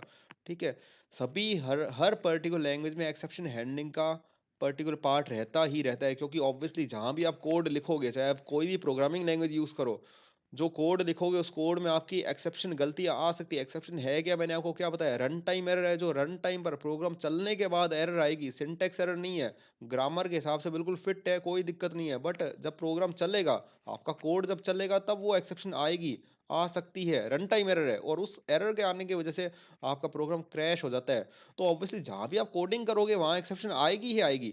कहीं भी आप प्रोग्रामिंग कोड करो, किसी भी लैंग्वेज में आप प्रोग्रामिंग लिख रहे हो, कोडिंग कर रहे हो, तो उस कोडिंग में कोई ना कोई एक्सेप्शन आएगी ही आएगी। रीजन ऑलवेज रहेगा ही रहेगा, कोई ना कोई पर्टिकुलर कारण रहेगा ही रहेगा, ठीक है। तो हर एक पर्टिकुलर लैंग्वेज में एक्सेप्शन हैंडलिंग का पार्ट रहता ही रहता है, क्योंकि एक्सेप्शन कहीं भी आ सकती है। जहां आप कोडिंग कर रहे हो उस कोड में आपकी एक्सेप्शन आ सकती है, बिल्कुल, ठीक है। तो it is useful technique that helps in capturing run time errors. ये एक टेक्निक है यूजफुल, जो हेल्प करती है आपकी कैप्चर करने में, पकड़ने में रन टाइम एरर्स को। रन टाइम एरर क्या होती है आपकी? बेसिकली एक तरह की एक्सेप्शन ही है, ठीक है, and handling them so as to avoid program getting crashed. Program मेरा क्रैश ना हो, उस क्रैश को रोकने के लिए, मेरा प्रोग्राम एबनॉर्मल टर्मिनेट ना हो, उसको रोकने के लिए मेरा एक्सेप्शन हैंडलिंग पार्ट है। Following are some of the important points regarding exception and their handling. कुछ एक इंपॉर्टेंट पॉइंट्स है आपके एक्सेप्शन को हैंडल करने के लिए, ये पॉइंट्स अपने डिस्कस करते हैं। First point is that Python categorize, Python categorize करता है, मतलब कैटेगरी में रखता है, ठीक है, कैटेगरीज बनाता है एक्सेप्शंस की। Python categorise exceptions into distinct types so that specific exception handlers, that is code to handle that particular exception, can be created for each type. Python हर एक पर्टिकुलर एक्सेप्शन की कैटेगरी बनाता है। देखिए मैंने आपको ऊपर बताया था, बिल्ट इन कैटेगरीज बनी हुई है, बिल्ट इन एक्सेप्शंस बनी हुई है। आईओ एरर कब आएगी? जब इनपुट आउटपुट में एरर होगी। इन ईओ ऑफ एरर कब आएगी? जब एंड ऑफ फाइल पहुंच जाएंगे और अपने बावजूद, उसके एंड ऑफ फाइल पहुंचने के बावजूद जो अपने फाइल को रीड करना चाहेंगे, ईओ ऑफ एरर आएगी, ठीक है। Division by zero error, division by zero zero error कब आएगी? जब मेरा particular number 10 divide by zero, इस तरह का कोई पर्टिकुलर फॉर्म बनेगा, 10 divide by zero, 50 divide by zero, मतलब डिवाइड बाई जीरो होगा, तो डिवीजन बाई जीरो एरर आएगी। मतलब हर तरह की एक्सेप्शन के लिए पाइथन के पास वो पर्टिकुलर कैटेगरी बनी हुई है। Python categorize exception into distinct types so that specific exception handlers can be created for each type.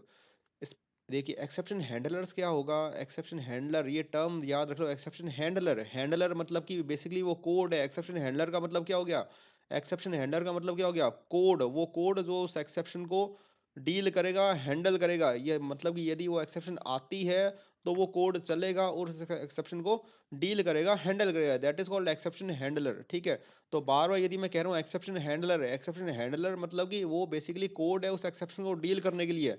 तो एक्सेप्शन हैंडलर भी हर एक एरर के लिए अलग अलग ही बनेंगे। यदि आईओ एरर आ रही है तो उसका एक्सेप्शन हैंडलर कोड अलग होगा। यदि डिवीजन बाई जीरो एरर आ रही है तो उसका एक्सेप्शन हैंडलर कोड अलग होगा। मतलब हर एक एक्सेप्शन के लिए एक्सेप्शन हैंडलर अलग अलग होंगे।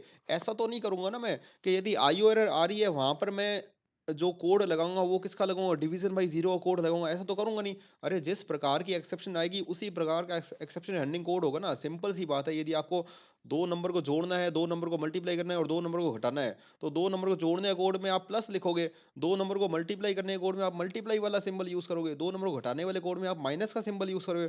तो उसी प्रकार वही सेम है।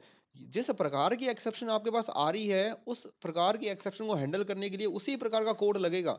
ऐसा नहीं कि आईओ एरर एक्सेप्शन आ रही है और आप कोड कर रहे हो किसका, डिवीजन बाई जीरो का, डिवीजन बाई जीरो एक्सेप्शन को हैंडल करने का। ऐसा नहीं करोगे। जिस प्रकार की एक्सेप्शन आएगी, ऊपर जो प्री डिफाइंड कैटेगरीज दे रखी है, ठीक है, ऊपर जो प्री डिफाइंड कैटेगरीज बता रखी है, उनके लिए उनके अकॉर्डिंग ही आपको कोड करना पड़ेगा कि जिस प्रकार की एक्सेप्शन आ रही है उसी का अकॉर्डिंगली कोड लिखेंगे। आईओ एरर एक्सेप्शन रही है तो आईओ एरर एक्सेप्शन को हैंडल करने का कोड लिखूंगा मैं।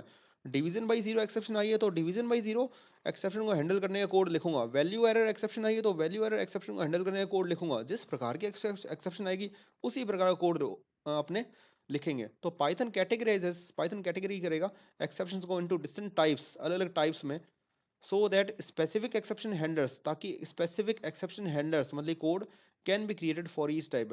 पाइथन ने तो कैटेगरी बना दी हर एक एक्सेप्शन की कि आईओ एरर आती है तो आईओ एरर नाम की एक एक्सेप्शन आती है, ठीक है, एक रेज होती है। इंडेक्स एरर नाम की एक्सेप्शन रेज होगी जब आप कोई पर्टिकुलर एलिमेंट एक्सेस करोगे आउट ऑफ द इंडेक्स, तो इंडेक्स एरर नाम की एक्सेप्शन आएगी। पाइथन ने तो कैटेगरीज बना दी है, ठीक है। क्यों बनाई है, ताकि प्रोग्रामर क्या करे, उन कैटेगरीज के हिसाब से अपने कोड, अपने एक्सेप्शन हैंडलर्स को लिखे, ठीक है। Can be created for each type, हर एक टाइप के लिए अपना खुद का एक्सेप्शन हैंडलर कोड होगा उनका, ठीक है। मतलब आईओ एरर का अलग कोड होगा और डिवीजन बाई जीरो का अलग कोड होगा। हर एक एक्सेप्शन हैंडलर का, हर एक पर्टिकुलर एक्सेप्शन का अलग एक्सेप्शन हैंडलर अवेलेबल होगा, ठीक है। ये पॉइंट आ गया समझ सभी को, फर्स्ट पॉइंट, या डाउट है इसमें? यस सर, आ गया समझ में। जयदीप, आ नीतू, गया आ गया सर। जयदीप आया तुम्हें समझ? सर जयदीप शायद जयदीप ने लीव कर दी। लीव कर दिया, चलिए कोई बात नहीं, मैं आगे कंटिन्यू करता हूँ। Exception handler separate the main logic of the program from the error detection and correction code. Exception handlers separate करता है, अलग करता है the main logic of the program from the error detection and correction code. अरे main जो आपका code होगा, main logic code होगा वो अलग होगा और एरर डिटेक्शन और करेक्शन का कोड अलग होगा, ठीक है। मतलब कि आपको दो नंबर जोड़ने का प्रोग्राम बना रहे हो या फिर किसी भी प्रकार का प्रोग्राम बना रहे हो, वो कोड आपका अलग है। और एरर को डिटेक्ट करने का मतलब एक्सेप्शन को डिटेक्ट करने का और एक्सेप्शन को करेक्ट करने का कोड अलग होगा। ये दोनों कोड अलग अलग होंगे, ठीक है। द सेगमेंट ऑफ कोड मतलब the part of the code where there is any possibility of error और exception is placed inside the block. ये मैंने आपको कल लाइन बताई थी, मैं हमेशा से बताता हूँ कि जिस कोड में मुझे थोड़ा भी डाउट है कि यहाँ एक्सेप्शन आ सकती है, मैं उस कोड को ट्राई ब्लॉक में लिखता हूँ, ठीक है। मतलब जहां पर भी मुझे डाउट होगा कि इस पर्टिकुलर स्टेटमेंट के कारण, इस पर्टिकुलर कोड के कारण एक्सेप्शन आ सकती है, मैं उस पर्टिकुलर कोड का एक एक्सेप्शन हैंडलिंग कोड क्रिएट करूंगा, ठीक है। The code to be executed in case of exception has occurred, वो कोड कब एग्जीक्यूट होगा, यदि एक्सेप्शन आती है तो, ठीक है। The code to be executed in case of exception has occurred is placed inside another block and these statements for detection and reporting the exception do not affect the main logic of the program। कहने का मतलब क्या है, जो आपका main logic code होगा, main logic code होगा, जो मेन कोड है आपका प्रोग्रामिंग कोड, जो आप काम करना चाह रहे हो उसके अकॉर्डिंग आपने एक कोड तैयार कर लिया, वो कोड अलग होगा। और एक्सेप्शन को डील करने का कोड अलग होगा, एक्सेप्शन को डील करने का कोड अलग होगा। जहां भी मुझे कोई डाउट होगा कि इस पर्टिकुलर कोड में, इस particular part of the code में एरर आ सकती है, देन मैं उस particular part of the code को मैं एक्सेप्शन हैंडलर, उस particular part of the code का मैं एक एक्सेप्शन हैंडलर डिफाइन कर दूंगा। एक्सेप्शन हैंडलर मतलब कि वह कोड जो उस एक्सेप्शन को हैंडल करेगा, ठीक है। तो exception handler separate the main logic of the program from the error detection correction code. Error detection correction code अलग होगा और मेन लॉजिक कोड अलग होगा। The segment of code that is the part of the code where there is any possibility of error और exception is placed inside one block. एक block में place कर दिया जाएगा, ठीक है, एक पर्टिकुलर ब्लॉक में प्लेस कर दिया जाएगा। और ब्लॉक क्या कहलाएगा? Try block.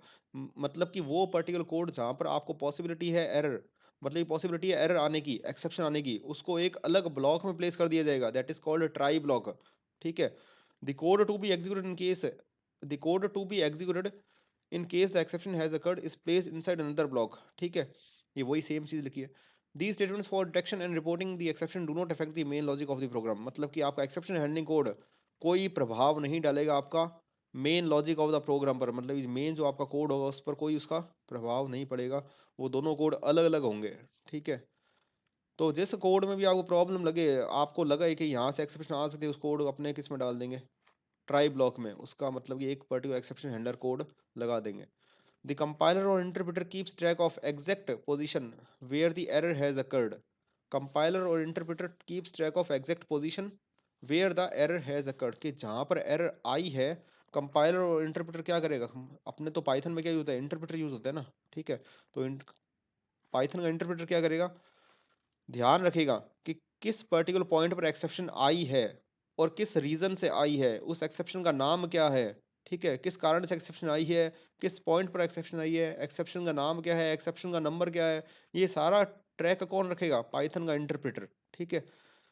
Exception handling can be done for both user defined and built in exceptions. Exception handle करने का जो कोड है वो दोनों पर अप्लाई हो सकता है, यूजर डिफाइंड एक्सेप्शन पर भी और बिल्ट इन एक्सेप्शन पर भी। मतलब ये आप बिल्ट इन एक्सेप्शन भी बना सकते हो और यूजर डिफाइंड एक्सेप्शन भी बना सकते हो, ठीक है।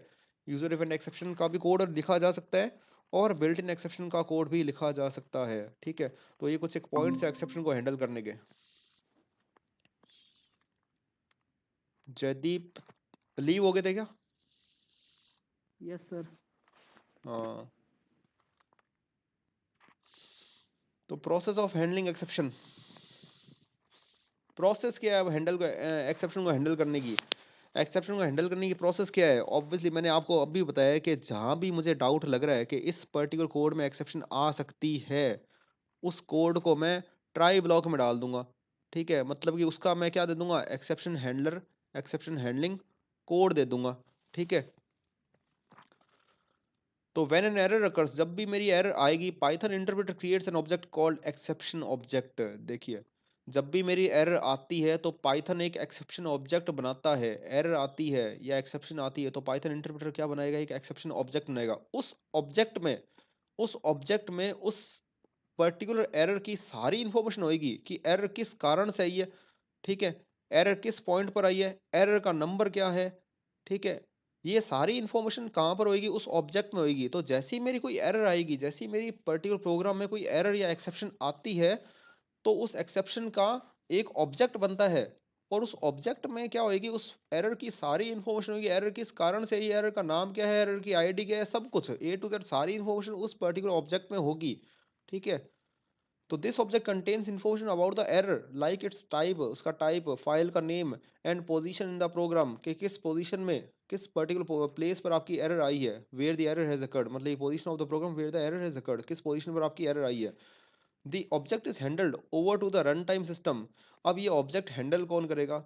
एक कॉम्पोनेंट है अपना पाइथन का इंटरप्रेटर का, पाइथन के इंटरप्रेटर का रन टाइम सिस्टम। इस ऑब्जेक्ट को हैंडल, इस ऑब्जेक्ट को हैंड किसको कर दिया जाएगा? Over to the run time system. ये जो पर्टिकुलर जो ऑब्जेक्ट है ये किसके पास जाएगा? रन टाइम सिस्टम के पास जाएगा, so that it can find the appropriate code to handle this particular exception, ठीक है। देखिए मैं आपको डायग्रामेटिकली समझाता हूँ। जैसे कि मैंने यहाँ पर एमएस पेंट ओपन किया, यहाँ पर अपने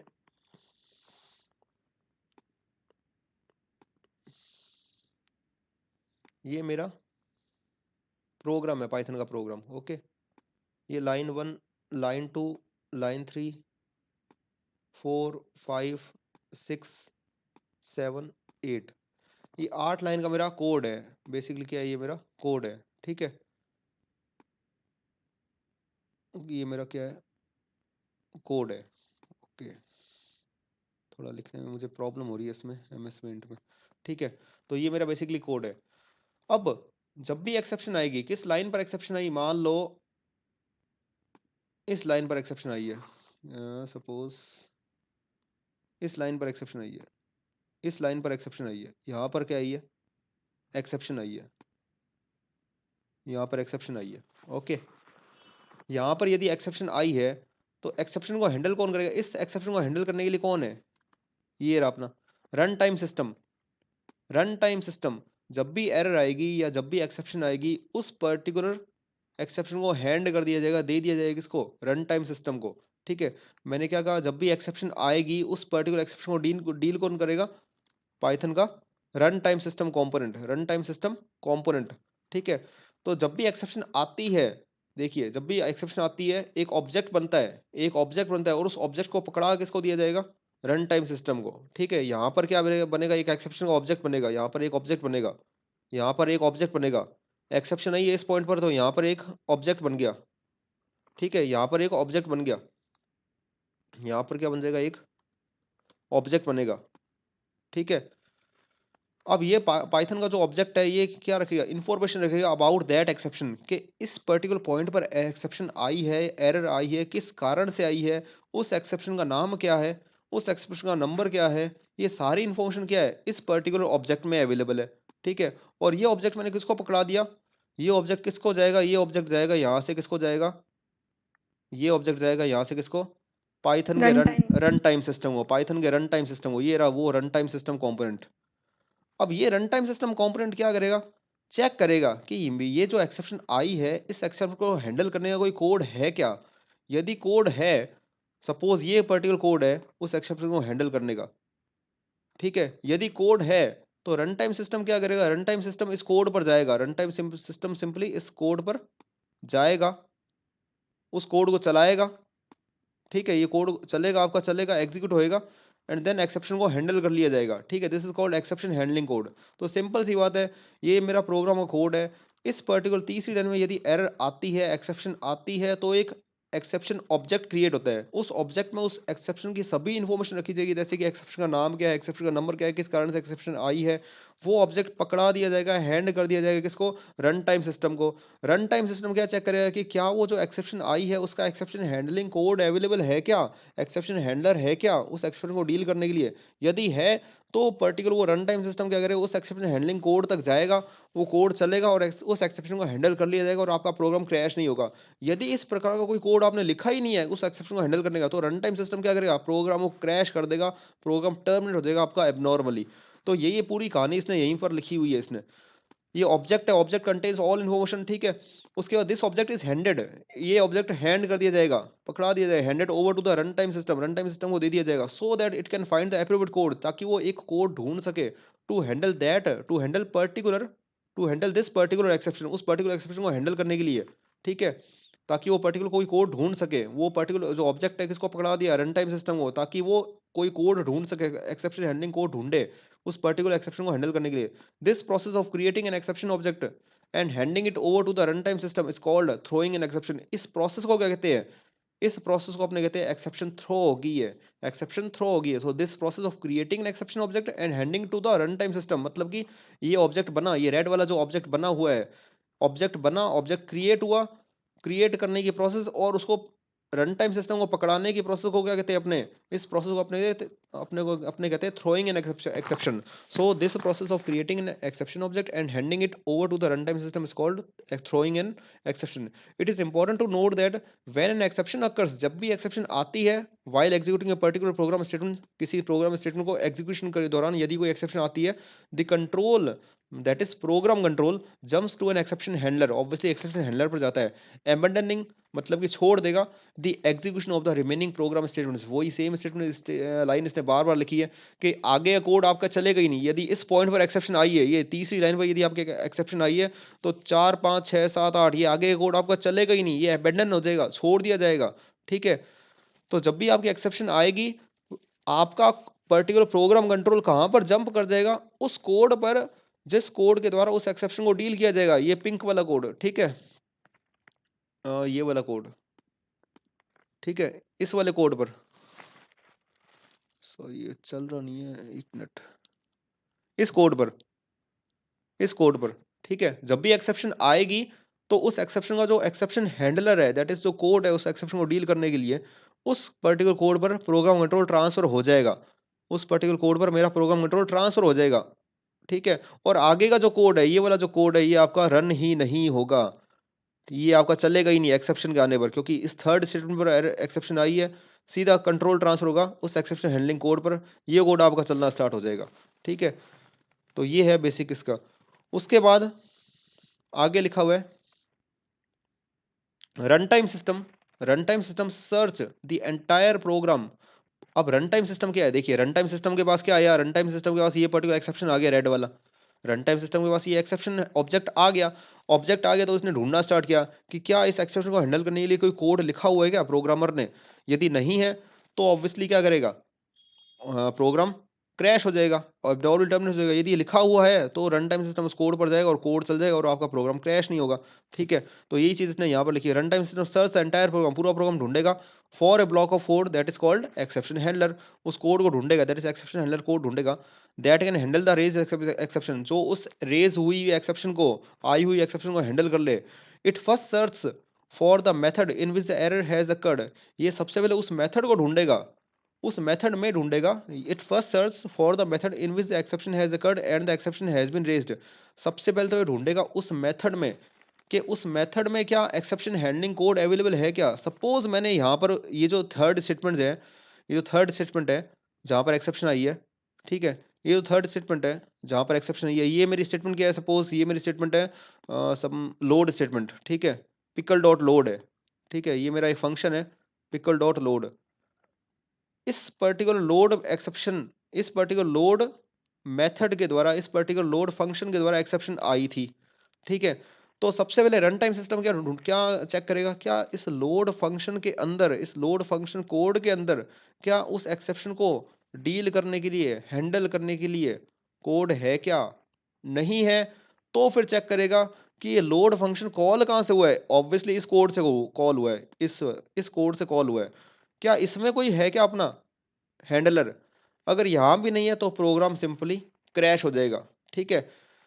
क्या कहा मैंने, तीसरी लाइन, सपोज ये तीसरी लाइन मेरी क्या है, मान लो प्रिंट ही है, ये तीसरी लाइन क्या है मेरी, प्रिंट है। प्रिंट स्टेटमेंट अपने बार बार लिखते हैं या इनपुट स्टेटमेंट लिखते हैं, कॉमन स्टेटमेंट की बात कर रहा हूं मैं, ठीक है। प्रिंट स्टेटमेंट है या इनपुट स्टेटमेंट है, ठीक है, या लोड स्टेटमेंट है, कुछ भी स्टेटमेंट है, ऑब्वियसली ये मेरे क्या है, फंक्शंस ही तो है। तो इन फंक्शंस में, इन फंक्शंस के कारण क्या आई, एक्सेप्शन आई, इन फंक्शन के कारण क्या आई, एक्सेप्शन आई। तो रन टाइम सिस्टम क्या करेगा, इन फंक्शंस के अंदर चेक करेगा, इन फंक्शन के अंदर क्या लिखा हुआ है क्या कोड एक्सेप्शन को हैंडल करने का, एक्सेप्शन को डील करने का। यदि लिखा हुआ है तो वो कोड एग्जीक्यूट हो जाएगा, एक्सेप्शन हैंडलिंग कोड, और अब मेरा प्रोग्राम क्रैश नहीं होगा। यदि नहीं लिखा हुआ तो रन टाइम सिस्टम क्या करेगा, पीछे आएगा, मतलब कि ये पर्टिकुलर जो फंक्शन है, प्रिंट फंक्शन, इनपुट फंक्शन, कौन से प्रोग्राम से कॉल हुआ है, इस प्रोग्राम से कॉल हुआ है, ये रहा जो मैं कोड कर रहा हूँ, इस प्रोग्राम से कॉल हुआ है, ठीक है। यहाँ पर क्या कोड है क्या, यहाँ पर कोई कोड है क्या इस एक्सेप्शन को डील करने के लिए। यदि यहाँ भी नहीं होगा कोड तो फिर चेक किया जाएगा कि यार ये वाला कोड जो है, ये जो अपन कोड बना रहे हैं, क्या ये कोड तो कहीं दूसरे जगह से कॉल नहीं हुआ। यदि सपोज इस कोड को भी मैंने कहीं दूसरी जगह से कॉल किया है, मैंने इस कोड को इस कोड से कॉल किया है, इस कोड को मैंने कॉल किया है इस कोड से, यहाँ से मैंने कॉल किया है, ठीक है, यहाँ से मैंने कॉल किया इस जगह से, इस जगह से मैंने इस कोड का नाम सपोज ए है, इस कोड का नाम क्या है, सपोज ए है, और मैंने यहाँ से ए को कॉल कर लिया, इस पॉइंट से मैंने ए को कॉल किया है, ठीक है। तो फिर इसमें आएगा कि आपके पास है क्या कोई प्रोविजन, कोई इसका पर्टिकुलर कोड है क्या एक्सेप्शन को हैंडल करने का। यदि नहीं होगा, इसके पास भी नहीं होगा, तो फिर अपना प्रोग्राम एबनॉर्मली क्रैश हो जाएगा, एबनॉर्मली टर्मिनेट हो जाएगा। मतलब कि सिंपल सी बात है, एक्सेप्शन किस में आई थी, एक्सेप्शन आई थी इस लोड मेथड में या प्रिंट मेथड में, इस लोड मेथड में या प्रिंट मेथड में अपनी एक्सेप्शन आई थी, यहाँ पर आई थी अपनी एक्सेप्शन, इस जगह पर, इस जगह पर अपनी एक्सेप्शन आई थी लोड में, ठीक है। तो क्या लोड का जो कोड है, लोड तो प्री डिफाइंड फंक्शन है ना, तो ऑब्वियसली इसका कोई ना कोई कोड तो होगा ही होगा। उस कोड में क्या एक्सेप्शन को हैंडल करने का कुछ है क्या लॉजिक, नहीं है तो पीछे आएगा कि लोड कॉल कहाँ से हुआ है, लोड कॉल हुआ है इस कोड से, ये रहा मेरा बनाया हुआ कोड। कि आपके पास कोई कोड है, आपके पास कोई कोड है क्या इस पर्टिकुलर एक्सेप्शन को हैंडल करने के लिए। मेरे पास भी नहीं है। तो ये कोड कॉल कहाँ से हुआ है? ये जो कोड है अपने अपन ने जो कोड लिखा है, ये कोड कहाँ से कॉल हुआ है? ये कोड भी यदि कॉल हुआ है, किसी दूसरे ने कॉल किया है, किसी दूसरे कोड ने इस कोड को कॉल किया अपने वाले कोड को, तो उस कोड में जाएगा कि आपके पास है क्या यहाँ पर कोई इस एक्सेप्शन को डील करने का मेथड। ये कहेगा मेरे पास भी नहीं है, तो ठीक है, प्रोग्राम आपका क्रैश हो जाएगा। यदि कहता है मेरे पास है, तो ठीक है, उस एक्सेप्शन को उस पर्टिकुलर कोड के द्वारा डील कर लिया जाएगा। ठीक है, सर हाँ आप बोलिए। सर जहाँ से एक्सेप्शन आया है वहाँ हम तो देखेंगे कोड को मतलब एक्सेप्शन को हैंडल करने के लिए कोई कोड। हाँ एक्सेप्शन देखिए, एक्सेप्शन किस कारण से आया? इस कारण से आया है ना, इस फंक्शन में एक्सेप्शन है, लोड फंक्शन में एक्सेप्शन है। मान लो लोड फंक्शन के कारण एक्सेप्शन है। मैंने लोड स्टेटमेंट यहाँ लिखी, लोड क्या है? मेरा प्री डिफाइंड फंक्शन है, पहले से बना बनाया फंक्शन है।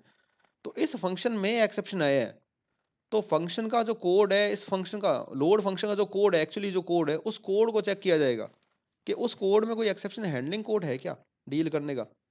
नहीं है, नहीं है तो फिर चेक किया जाएगा कि ये लोड कॉल कहाँ से हुआ है। इस कोड से कॉल हुआ है, ए कोड से कॉल हुआ है। इस प्रोग्राम कोड का नाम क्या है? a.py है। ठीक है, ए से कॉल हुआ है, तो इसमें चेक किया जाएगा क्या आपके पास कोई कोड है क्या इस एक्सेप्शन को डील करने का। ये कहेगा मेरे पास भी नहीं है। फिर चेक करेगा कि ये कोड तो कहीं से कॉल नहीं हुआ, ए तो कहीं से कॉल नहीं हुआ। ए यदि कॉल हुआ है कहीं से, कि ए को कॉल किसने किया? बी ने किया, बी वाले कोड ने ए को कॉल किया, इसके पास जाएगा, ये बी वाले के पास जाएगा। यहाँ से कॉल हुआ है, इस पॉइंट से कॉल हुआ है। ठीक है, तो यहाँ पर कोई एक्सेप्शन हैंडलिंग कोड है क्या? इस एक्सेप्शन को डील करने का कोई कोड है क्या? यदि यहाँ पर भी नहीं है तो आपका प्रोग्राम क्रैश होगा। मतलब ये पीछे बैक ट्रैकिंग करता ही है। सबसे पहले मेन को चेक करेगा, मेन कहाँ से कॉल हुआ है? इससे कॉल हुआ है। ये वाला कहाँ से कॉल हुआ है? इससे कॉल हुआ है। यदि किसी में भी एक्सेप्शन हैंडलिंग कोड मिल जाता है तो फिर एक्सेप्शन को डील कर लिया जाएगा, हैंडल कर लिया जाएगा। यदि किसी ने भी नहीं दिया, प्रोवाइजर नहीं दिया, तो प्रोग्राम आपका क्रैश हो जाएगा। आगे समझ? हाँ सर। जयदीप और नीतू, यस हाँ सर। सर आ गया समझ में। आगे जयदीप, जयदीप हो सकता है वापस चला गया। ठीक है, अब आगे यही चीज लिखी है जो मैंने आपको ये चीज समझाई है ना, यही चीज इसने लिखी हुई है। देखो, it first search the for the method in which the error has occurred। पहले उस मेथड में ढूंढेगा। मेथड मतलब ये क्या हो गया? मेथड का मतलब हो गया सिंपली फंक्शन। मेथड का मतलब क्या है? सिंपली फंक्शन है। जैसे कि मैंने लोड फंक्शन, यहाँ मैंने एग्जांपल लिया लोड फंक्शन। तो सबसे पहले उस मेथड में ढूंढेगा कि क्या एक्सेप्शन हैंडलिंग कोड है क्या। ठीक है, इफ नॉट फाउंड, यदि वहां पर नहीं मिलता, then it search the method from which this method was called. तो उस मेथड में ढूंढेगा जहां से मेथड कॉल हुआ है, कि कहाँ से कॉल हुआ है? इस जगह से कॉल हुआ है, तो इस जगह को ढूंढेगा कि यहाँ पर कोई कोड है क्या, यहाँ पर कोई एक्सेप्शन हैंडलिंग कोड है क्या। इस पॉइंट से कॉल हुआ है लोड मेथड, तो क्या ये वाला कोड जो है या कोई प्रोविजन प्रोवाइड कर रहा है क्या हैंडल करने का। यदि यहाँ भी नहीं मिलेगा तो फिर सर्च करेगा कि इस कोड को कॉल किसने किया। ए को किसने कॉल किया? बी ने कॉल किया, तो बी के पास क्या कोई प्रोविजन है क्या? यहाँ भी प्रोविजन नहीं है, तो फिर आपका प्रोग्राम क्रैश हो जाएगा। ठीक है, तो इस तरह से क्या है, ये हिरारिकल, हिरारिकल मतलब कि पेरेंट चाइल्ड रिलेशनशिप जो होती है उसको अपने कहते हैं हिरारिकल। मतलब सबसे पहले पेरेंट आएगा, देन चाइल्ड, देन उसके चाइल्ड, देन उसके चाइल्ड। ठीक है, तो दिस हिरारिकल सर्च, इस तरह का हिरारिकल सर्च होगा इन रिवर्स ऑर्डर। रिवर्स ऑर्डर में ही तो होता है, रिवर्स ऑर्डर में ही हो रहा है ना, कंटिन्यूस, इस तरह कंटिन्यूस होता रहेगा। मतलब कि सबसे पहले लोड चेक करेगा, लोड को चेक करेगा आपके पास कोई है कोड, कोड है क्या डील करने को? नहीं है। फिर चेक करेगा ए का, ए कोड को चेक करेगा कि आपके पास कोई कोड है क्या, कोई प्रोविजन है क्या इस कोड को डील करने का, इस एक्सेप्शन को डील करने का। ये कहेगा मेरे पास भी नहीं है। फिर बी को चेक करेगा। तो इस तरह से रिवर्स ऑर्डर चलता रहेगा, चलता रहेगा, जब तक कि till the exception handler is found, जब तक एक्सेप्शन हैंडलर इसको कोई मिल नहीं जाता। तो ये जो पूरी लिस्ट है, ये जो पूरी लिस्ट है, entire list of method is known sir as call stack. इस पूरी लिस्ट को अपने क्या कहते हैं? कॉल स्टैक कहते हैं। एक मिनट, कॉल स्टैक मतलब क्या हो जाएगी? कॉल स्टैक क्या हो जाएगी? स्टैक मतलब leaf order, last and first out. तो सबसे सबसे पहले आपका लोड कॉल हुआ, सबसे पहले आपका लोड चेक हुआ, फिर ए चेक हुआ, फिर बी चेक हुआ। तो ये मेरी कॉल स्टैक बन गई। मेरी कॉल स्टैक क्या बनी? सबसे पहले load, then A, and then B. ये मेरी कॉल स्टैक हुई। ठीक है, हाँ आप बोलिए। सर ये कॉल स्टैक कैसे हुई सर ये? कॉल स्टैक ही तो है, स्टैक ही तो है, लास्ट एंड फर्स्ट आउट ही तो है। देखो, सबसे पहले लोड चेक हुआ, लोड जहां से कॉल हुआ ए, ए कहां से कॉल हुआ? बी। तो last in first out, last in first out. देखो, सबसे पहले बी ने ए को कॉल किया था। एक्चुअली क्या हुआ था? बी ने सबसे पहले ए को कॉल किया था, ए ने कॉल किया लोड को, ए ने कॉल किया लोड को। तो लास्ट में कॉल कौन हुआ? लोड कॉल हुआ ना। अरे बी ने सबसे पहले ए को कॉल किया, ए ने कॉल किया लोड को। ठीक है, तो सबसे पहले एक्सेप्शन हैंडलिंग कोड किसका चेक किया जाएगा? लोड में चेक किया जाएगा ना। सबसे पहले तो लोड में चेक किया जाएगा एक्सेप्शन आने पर। तो लोड में चेक हो रहा है, that Okay, is sir. Last and first out. Last में कॉल कौन हुआ? लोड हुआ। तो लास्ट में दैट इज स्टैक बन रही है ना, ये कॉल स्टैक। सबसे पहले लोड चेक होएगा, लोड में नहीं मिलेगा तो ए चेक होएगा, ए में नहीं मिलेगा तो बी चेक होएगा। जबकि सबसे पहले बी ने कॉल किया था ए को, ए ने कॉल किया लोड को, लास्ट में कॉल हुआ लोड। तो सबसे पहले लोड चेक होएगा, फिर ए चेक होएगा और फिर बी चेक होएगा। दैट इज हो गया ना रिवर्स ऑर्डर में, बन गई आपकी स्टैक है लास्ट इन फर्स्ट आउट। जो लास्ट में कॉल हुआ है वो सबसे पहले चेक हो रहा है, तो ये आपका कॉल स्टैक बन जाएगा। और सर मेथड को हम फंक्शन कहेंगे हाँ, क्या? मेथड को फंक्शन ही कहते हैं, बिल्कुल मेथड को Okay, sir. फंक्शन ही कहते हैं। ठीक है, सी प्लस प्लस में भी मेथड को फंक्शन कहते हैं, जावा में भी जावा सी प्लस प्लस में मेथड को दूसरा नाम फंक्शन ही है। व्हेन ए सुटेबल हैंडलर, जैसे ही सुटेबल हैंडलर मिल जाएगा कॉल स्टैक में, यदि इस कॉल स्टैक में मतलब कि या तो लोड में मिल जाए या ए में मिल जाए या बी में मिल जाए, ये जो कॉल स्टैक बनी है इसमें, इस पर कॉल स्टैक कौन सी बनी? सबसे पहले लोड है, सबसे पहले लोड है, फिर ए है, फिर बी है। मतलब ये सबसे पहले लोड चेक होएगा, लोड में चेक होगा, फिर ए में चेक होगा, फिर बी में चेक होगा। ये जो कंप्लीट स्टैक बनी है, ये जो लोड स्टैक बनी है, ये जो अपनी कॉल स्टैक बनी है, इस कॉल स्टैक में कहीं से भी अगर मेरा एक्सेप्शन हैंडलर कोड मिल जाता है तो वो पर्टिकुलर एक्सेप्शन हैंडलर कोड आपका चल जाएगा, एग्जीक्यूट हो जाएगा। तो when a suitable handler is found in the call stack it is executed by the run time process, वो पर्टिकुलर कोड आपका एग्जीक्यूट हो जाएगा रन टाइम प्रोसेस के द्वारा। This process of executing a suitable handler is known as catching the exception. इस particular process को अपने क्या कहते हैं? कैचिंग एन एक्सेप्शन, कि एक्सेप्शन कैच हो गई है। ठीक है, if runtime system is not able to find an appropriate exception handler code, then after searching all the methods in the call stack, then the program execution stops। मतलब कि simple वही बात है, मैं आपको बार बार कह रहा हूँ, यदि रन टाइम सिस्टम को यदि नहीं मिलेगा, is not able to find an appropriate exception after searching all the methods in the call stack, then the program exception stops, program execution stops। ठीक है, आपका प्रोग्राम एग्जीक्यूशन स्टॉप हो जाएगा। मतलब कि ना आपका लोड प्रोवाइड कर रहा है एक्सेप्शन हैंडलिंग कोड, ना ए प्रोवाइड कर रहा है, ना बी प्रोवाइड कर रहा है, तो उस केस में आपका प्रोग्राम क्रैश हो जाएगा, एबनॉर्मली टर्मिनेट हो जाएगा। ठीक है, ये लोड स्टैक है। ये डायग्राम दे रखा है इसमें, ये देखिए, एरर एनकाउंटर इन मेथड, यदि किसी मेथड में एरर है, जैसे कि जो कि अपना कितना कौन सा था, लोड एरर मेथड। ठीक है, लोड अपना जो मेथड था, लोड मेथड था, उसमें अपनी एरर आई, तो एरर एनकाउंटर इन मेथड, किसी फंक्शन में यदि कोई एरर आती है, देन क्या होएगा? ऑब्जेक्ट एक क्रिएट होएगा, एक एक्सेप्शन ऑब्जेक्ट बनेगा। ये रहा एक्सेप्शन ऑब्जेक्ट बना था, ये रेड वाला, ये बीच वाला एक्सेप्शन ऑब्जेक्ट बना था। और ये एक्सेप्शन ऑब्जेक्ट किसको पास कर दिया था? रन टाइम सिस्टम को। इस प्रोसेस को क्या कहते हैं अपने? Throwing an exception. ठीक है, फिर रन टाइम सिस्टम क्या करता है? रन टाइम सिस्टम ढूंढता है एक्सेप्शन हैंडलिंग कोड। सबसे पहले किसमें ढूंढेगा? उसी फंक्शन में जो आपका कॉल हुआ है, जिसकी वजह से एक्सेप्शन आई है, सबसे पहले लोड को ढूंढेगा। ठीक है, उसमें नहीं मिलेगा, फिर लोड कहाँ से कॉल हुआ उसको ढूंढेगा, ए को, उसमें नहीं मिलेगा, फिर चेक करेगा ए कहाँ से कॉल हुआ, बी से, उसमें ढूंढेगा, उसमें भी नहीं मिलेगा तो आपका प्रोग्राम क्रैश होएगा। तो इस प्रोसेस को अपने क्या कहते हैं? Catching an exception, catching an exception. ठीक है, यदि कोई भी या तो लोड प्रोवाइड कर देता है, या ये प्रोवाइड कर देता है, या बी प्रोवाइड कर देता है, कोई एक प्रोवाइड कर देता है यदि कोड, एक्सेप्शन हैंडलिंग कोड, तो अपनी क्या होता है? एक्सेप्शन मेरी कैच हो जाती है। ठीक है, तो सबसे पहले एक आपका एरर आएगी किसी मेथड में, यदि एरर आती है तो एक एक्सेप्शन ऑब्जेक्ट क्रिएट होएगा, उस एक्सेप्शन ऑब्जेक्ट में उस एक्सेप्शन की सभी जानकारी रखी जाएगी, उस एक्सेप्शन ऑब्जेक्ट को पास कर, इसको हैंड आउट कर दिया जाएगा रन टाइम सिस्टम को, रन टाइम सिस्टम के पास चल जाएगा एक्सेप्शन ऑब्जेक्ट। अब रन टाइम सिस्टम क्या करेगा? ढूंढेगा, एक्सेप्शन हैंडलर को ढूंढेगा। यहाँ पर आपकी एक्सेप्शन रेज होएगी। एक्सेप्शन कब रेज होएगी? एक्सेप्शन जब ऑब्जेक्ट बनेगा तो आपकी एक्सेप्शन रेज होएगी। और रन टाइम सिस्टम क्या करेगा? सर्च करेगा एक्सेप्शन हैंडलर को, किसमें? करंट मेथड में, मतलब ये लोड मेथड में। यदि मिल जाता है फाउंड, तो उस कोड को एग्जीक्यूट करेगा, और that is called catching an exception, मतलब एक्सेप्शन उसने कैच कर ली। यदि नहीं मिलता तो क्या करेगा? Search for methods in call stack में रिवर्स सीक्वेंस में, मतलब सबसे पहले लोड को, फिर ए को, फिर बी को, रिवर्स सीक्वेंस में वो क्या करेगा? स्टैक में फाइंड करेगा कि कोई तो प्रोवाइड करो उसको मेथड, एक्सेप्शन हैंडलिंग कोड कोई तो प्रोवाइड करो। ठीक है, this is called forwarding the exception. अगर मिल जाता है, फाउंड होता है, तो ठीक है, एग्जीक्यूट द कोड, वो particular exception handling code execute हो जाएगा। अगर नहीं मिलता तो प्रोग्राम आपका टर्मिनेट हो जाएगा। मतलब यदि ऐसा कोई भी नहीं है उस पर्टिकुलर कॉल स्टैक में जो एक्सेप्शन हैंडलर कोड प्रोवाइड कर रहा है, तो फाइनली आपका प्रोग्राम आपका टर्मिनेट हो जाएगा। ठीक है, तो ये बेसिकली है आपका डायग्राम एक्सेप्शन को हैंडल करने का, स्टेप्स ऑफ हैंडलिंग एक्सेप्शन। उसके बाद है कैचिंग एक्सेप्शन। सर हाँ बोलिए। सर मैं ये पूछ रही थी कि ना जहाँ जहाँ से एक्सेप्शन आई थी उसके फंक्शन में हम देखेंगे ना उसका कोड हैंडल करने के, एक मिनट, जहाँ पर मतलब जहाँ पे सर एक्सेप्शन आई है उसकी फंक्शन में देखेंगे ना, मतलब हाँ, उसका कोड हैंडल करने के लिए।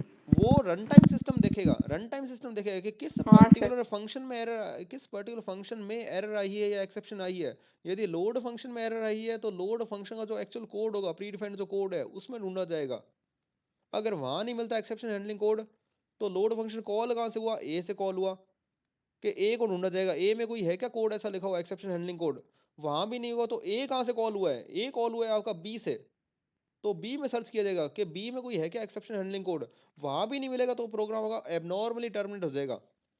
और यदि मिल जाता है then it is well and good है, वो आपकी एक्सेप्शन आपकी कैच हो जाएगी, आपकी एक्सेप्शन क्या कहलाएगी, कैच होगी मेरी एक्सेप्शन। ठीक है, ये डायग्राम समझ में आ गया नीतू? हाँ यस सर सर। ये भी है आ गया? हाँ, हो गया। जयदीप है? नहीं सर, वो नहीं है। जयदीप नहीं है, ठीक है। ठीक है, आगे का जो है पार्ट अपने कल करते हैं, कैचिंग एक्सेप्शन, एक्सेप्शन को कैच कैसे किया जाएगा। ठीक है, आज का सेशन यही टर्मिनेट करते हैं। ओके सर ठीक है, ओके।